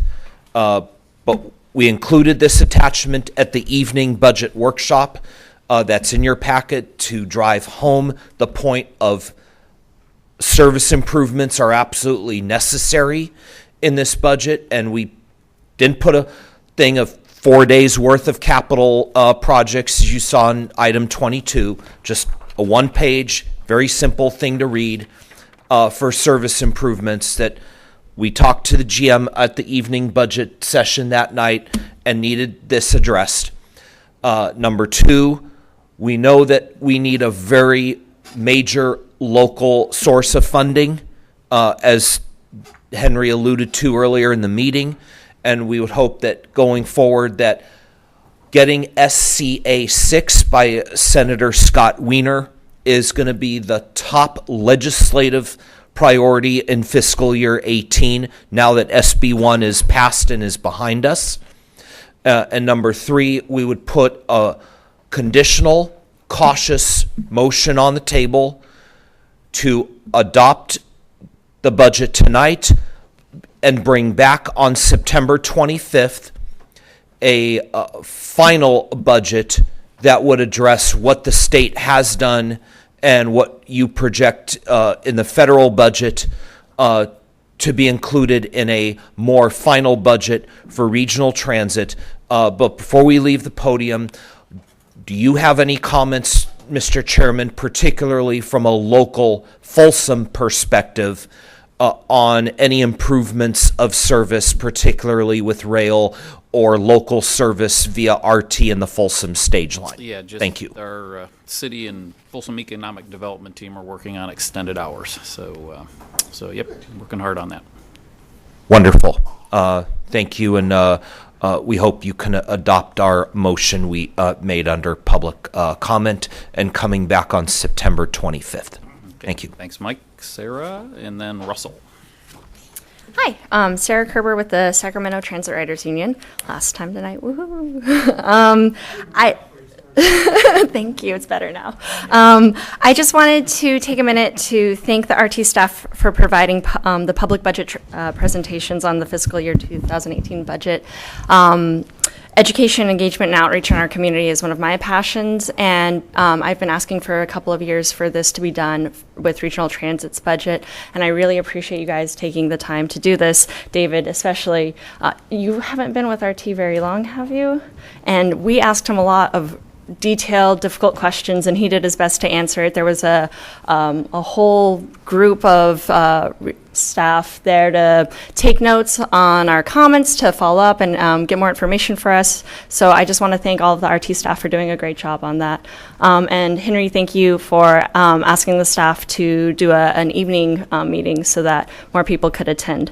I personally attended 2 of the 3 meetings offered and learned a lot, and saw community members who've never attended or participated in an RT meeting before become engaged and learn more about our transit system, including some of those unfunded maintenance projects that we talked about and the operating revenues that RT is working to rebuild. Budgets are a document that express the goals of an organization, and we understand that it is RT's mission to provide a public transit system that works for the entire region and creates opportunities for access, health, and employment, especially in communities where transportation options are extremely limited or non-existent. We hope that staff continues to engage and educate riders on how their transit system is funded, and we appreciate the line item document provided by staff at the presentations, and would like to request this year-over-year information continues to be provided for each of the budget items. This way, riders, community members, and the board can see how RT's expenses and policy priorities change over time. So thank you so much. Thanks, Sarah. And Russell and David, could you kind of make some room for Russell there? Come on up, Russell.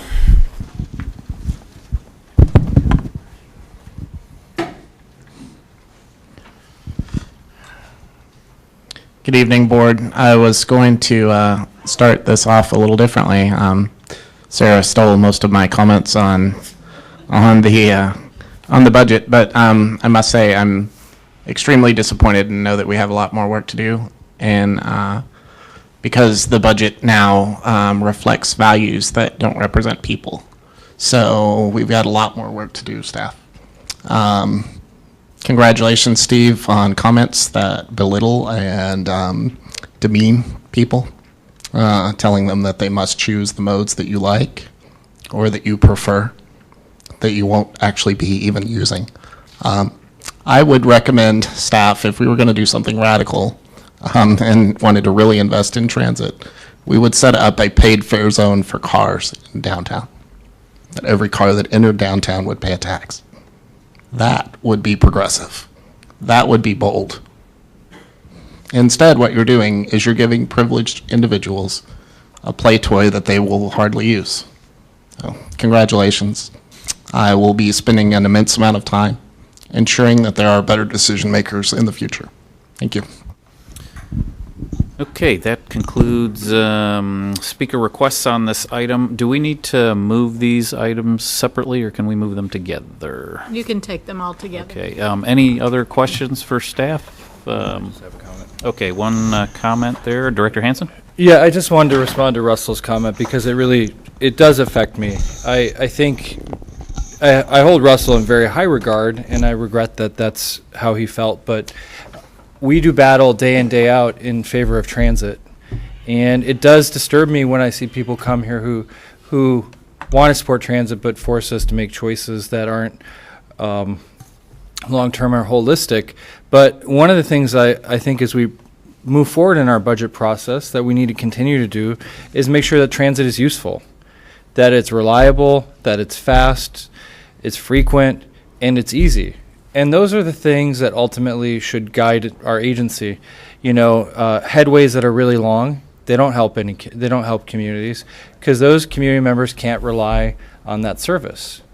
If it's not accessible, if it's not walkable, if you have things like you saw Sarah present to us during public comment, those don't help our riders. Those don't encourage the public to ride our system. Doesn't make it easy. And I think we have a lot of work to do, but a positive sum mentality about how we're going to move the region forward does take a partnership. And I think this board has made really important decisions in trying to stabilize our budget and provide some reliability.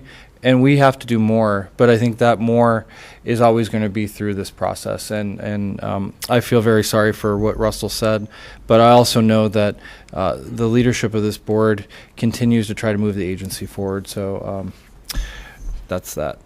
All right, thanks. So entertain a motion if there's no other questions. So moved by Director Jennings, seconded by Director Hansen. All those in favor? Aye. Opposed? Abstentions?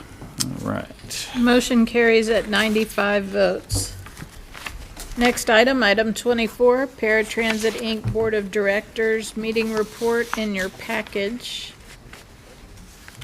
Okay, no additional comments here. Okay, item number 25, San Joaquin. Chair. Oh, yes, hold on. Yeah, if I could just suggest that I know that Director Hansen Humer on the Paratransit Board, I had the good fortune of serving on that for a couple of years. I guess I wanted to ask, I think in light of this, this newly reformulated partnership, certainly has revolved around some financial aspects, but also regarding cooperation and so forth. I think it would be a good idea to, on some regular basis, to have either Tiffany or her staff. I know that Henry, RT staff, attends Paratransit Board, or at least they did when I was serving on it.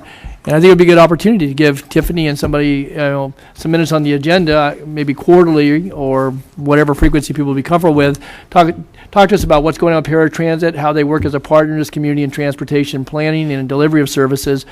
And I think we should show the same courtesy. I mean, they're always welcome to speak. That is extended to RT members on a regular basis at all the paratransit meetings. So I would suggest that we get that on the agenda and work with Directors Hume and Hansen, however you want to formulate that. But I think that's important. Yeah, we will do so, yes. Thank you. Thank you. Next item. Item number 25, San Joaquin Joint Powers Authority meeting of May 26th. And Director Natoli has anything to add? Nope, it's all on there. All right, got a request to speak on this. Mike Barnum. Mike was there. Thank you. I read the online report, and just a correction in the beginning of the report. Senate Bill 477 was authored by Senator Cannella, dealing with intercity rail corridors. It wasn't the bill about the voter threshold. As mentioned earlier in tonight's board meeting, that bill is SCA 6 by Senator Scott Wiener. And the biggest takeaway from the meeting, I was fortunate enough to make the trek all the way down to Fresno and back. Morning express service. It's going to be a very critical implementation project for the SJJPA in their business plan. It's the #1 service priority to get service to Sacramento. As you know, throughout the San Joaquin Valley, residents don't have what residents in Long Beach, Los Angeles, Ontario, and Burbank have, where they can get to Sacramento very quickly on Southwest. What Morning Express will do, and it's a great project, is going to get a train to Sacramento before 8 o'clock in the morning. It'll get a train back to the San Joaquin Valley about 5:30 in the afternoon, give or take, departing from Sacramento. And staff is going to really hone in on this at the July 28th meeting, which, by the way, will be in Sacramento. That is the last Friday in the month of July. We had recommended, and I'm sure, Mr. Chairman, you can relate to this, we had recommended that the board hold the meeting in the Bay Area in July, simply all due to the weather.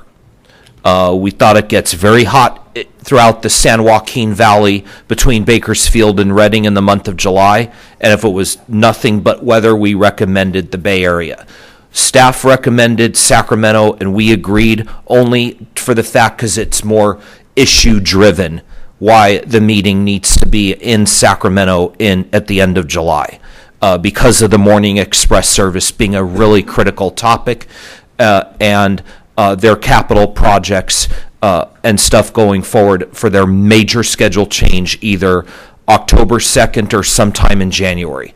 Staff will be providing updates to that, the temporary layover facility, and the transit capital, transit intercity rail capital improvement program will be the next biggest item on the agenda. So we invite everybody to come to the meeting in Sacramento. We're working with their staff to finalize a 2-hour window of time. It'll either be noon to 2 or 2 to 4 in a building to be determined. But we'll let you know at your July meeting all the final details. All right, great. Thank you. Thanks, Mike. All right, that leads us to... Any other comments from directors before we move on? Okay. Next is the announcement of closed session items. Item 1, A, public employee performance evaluation for the general manager CEO, and B, conference with labor negotiations for the general manager CEO. Great. So we will go ahead and adjourn to closed session since the hour's kind of late. Anybody who can make that closed session to get there as quickly as possible so we can get her done. And I understand there will be no closed session report after closed session.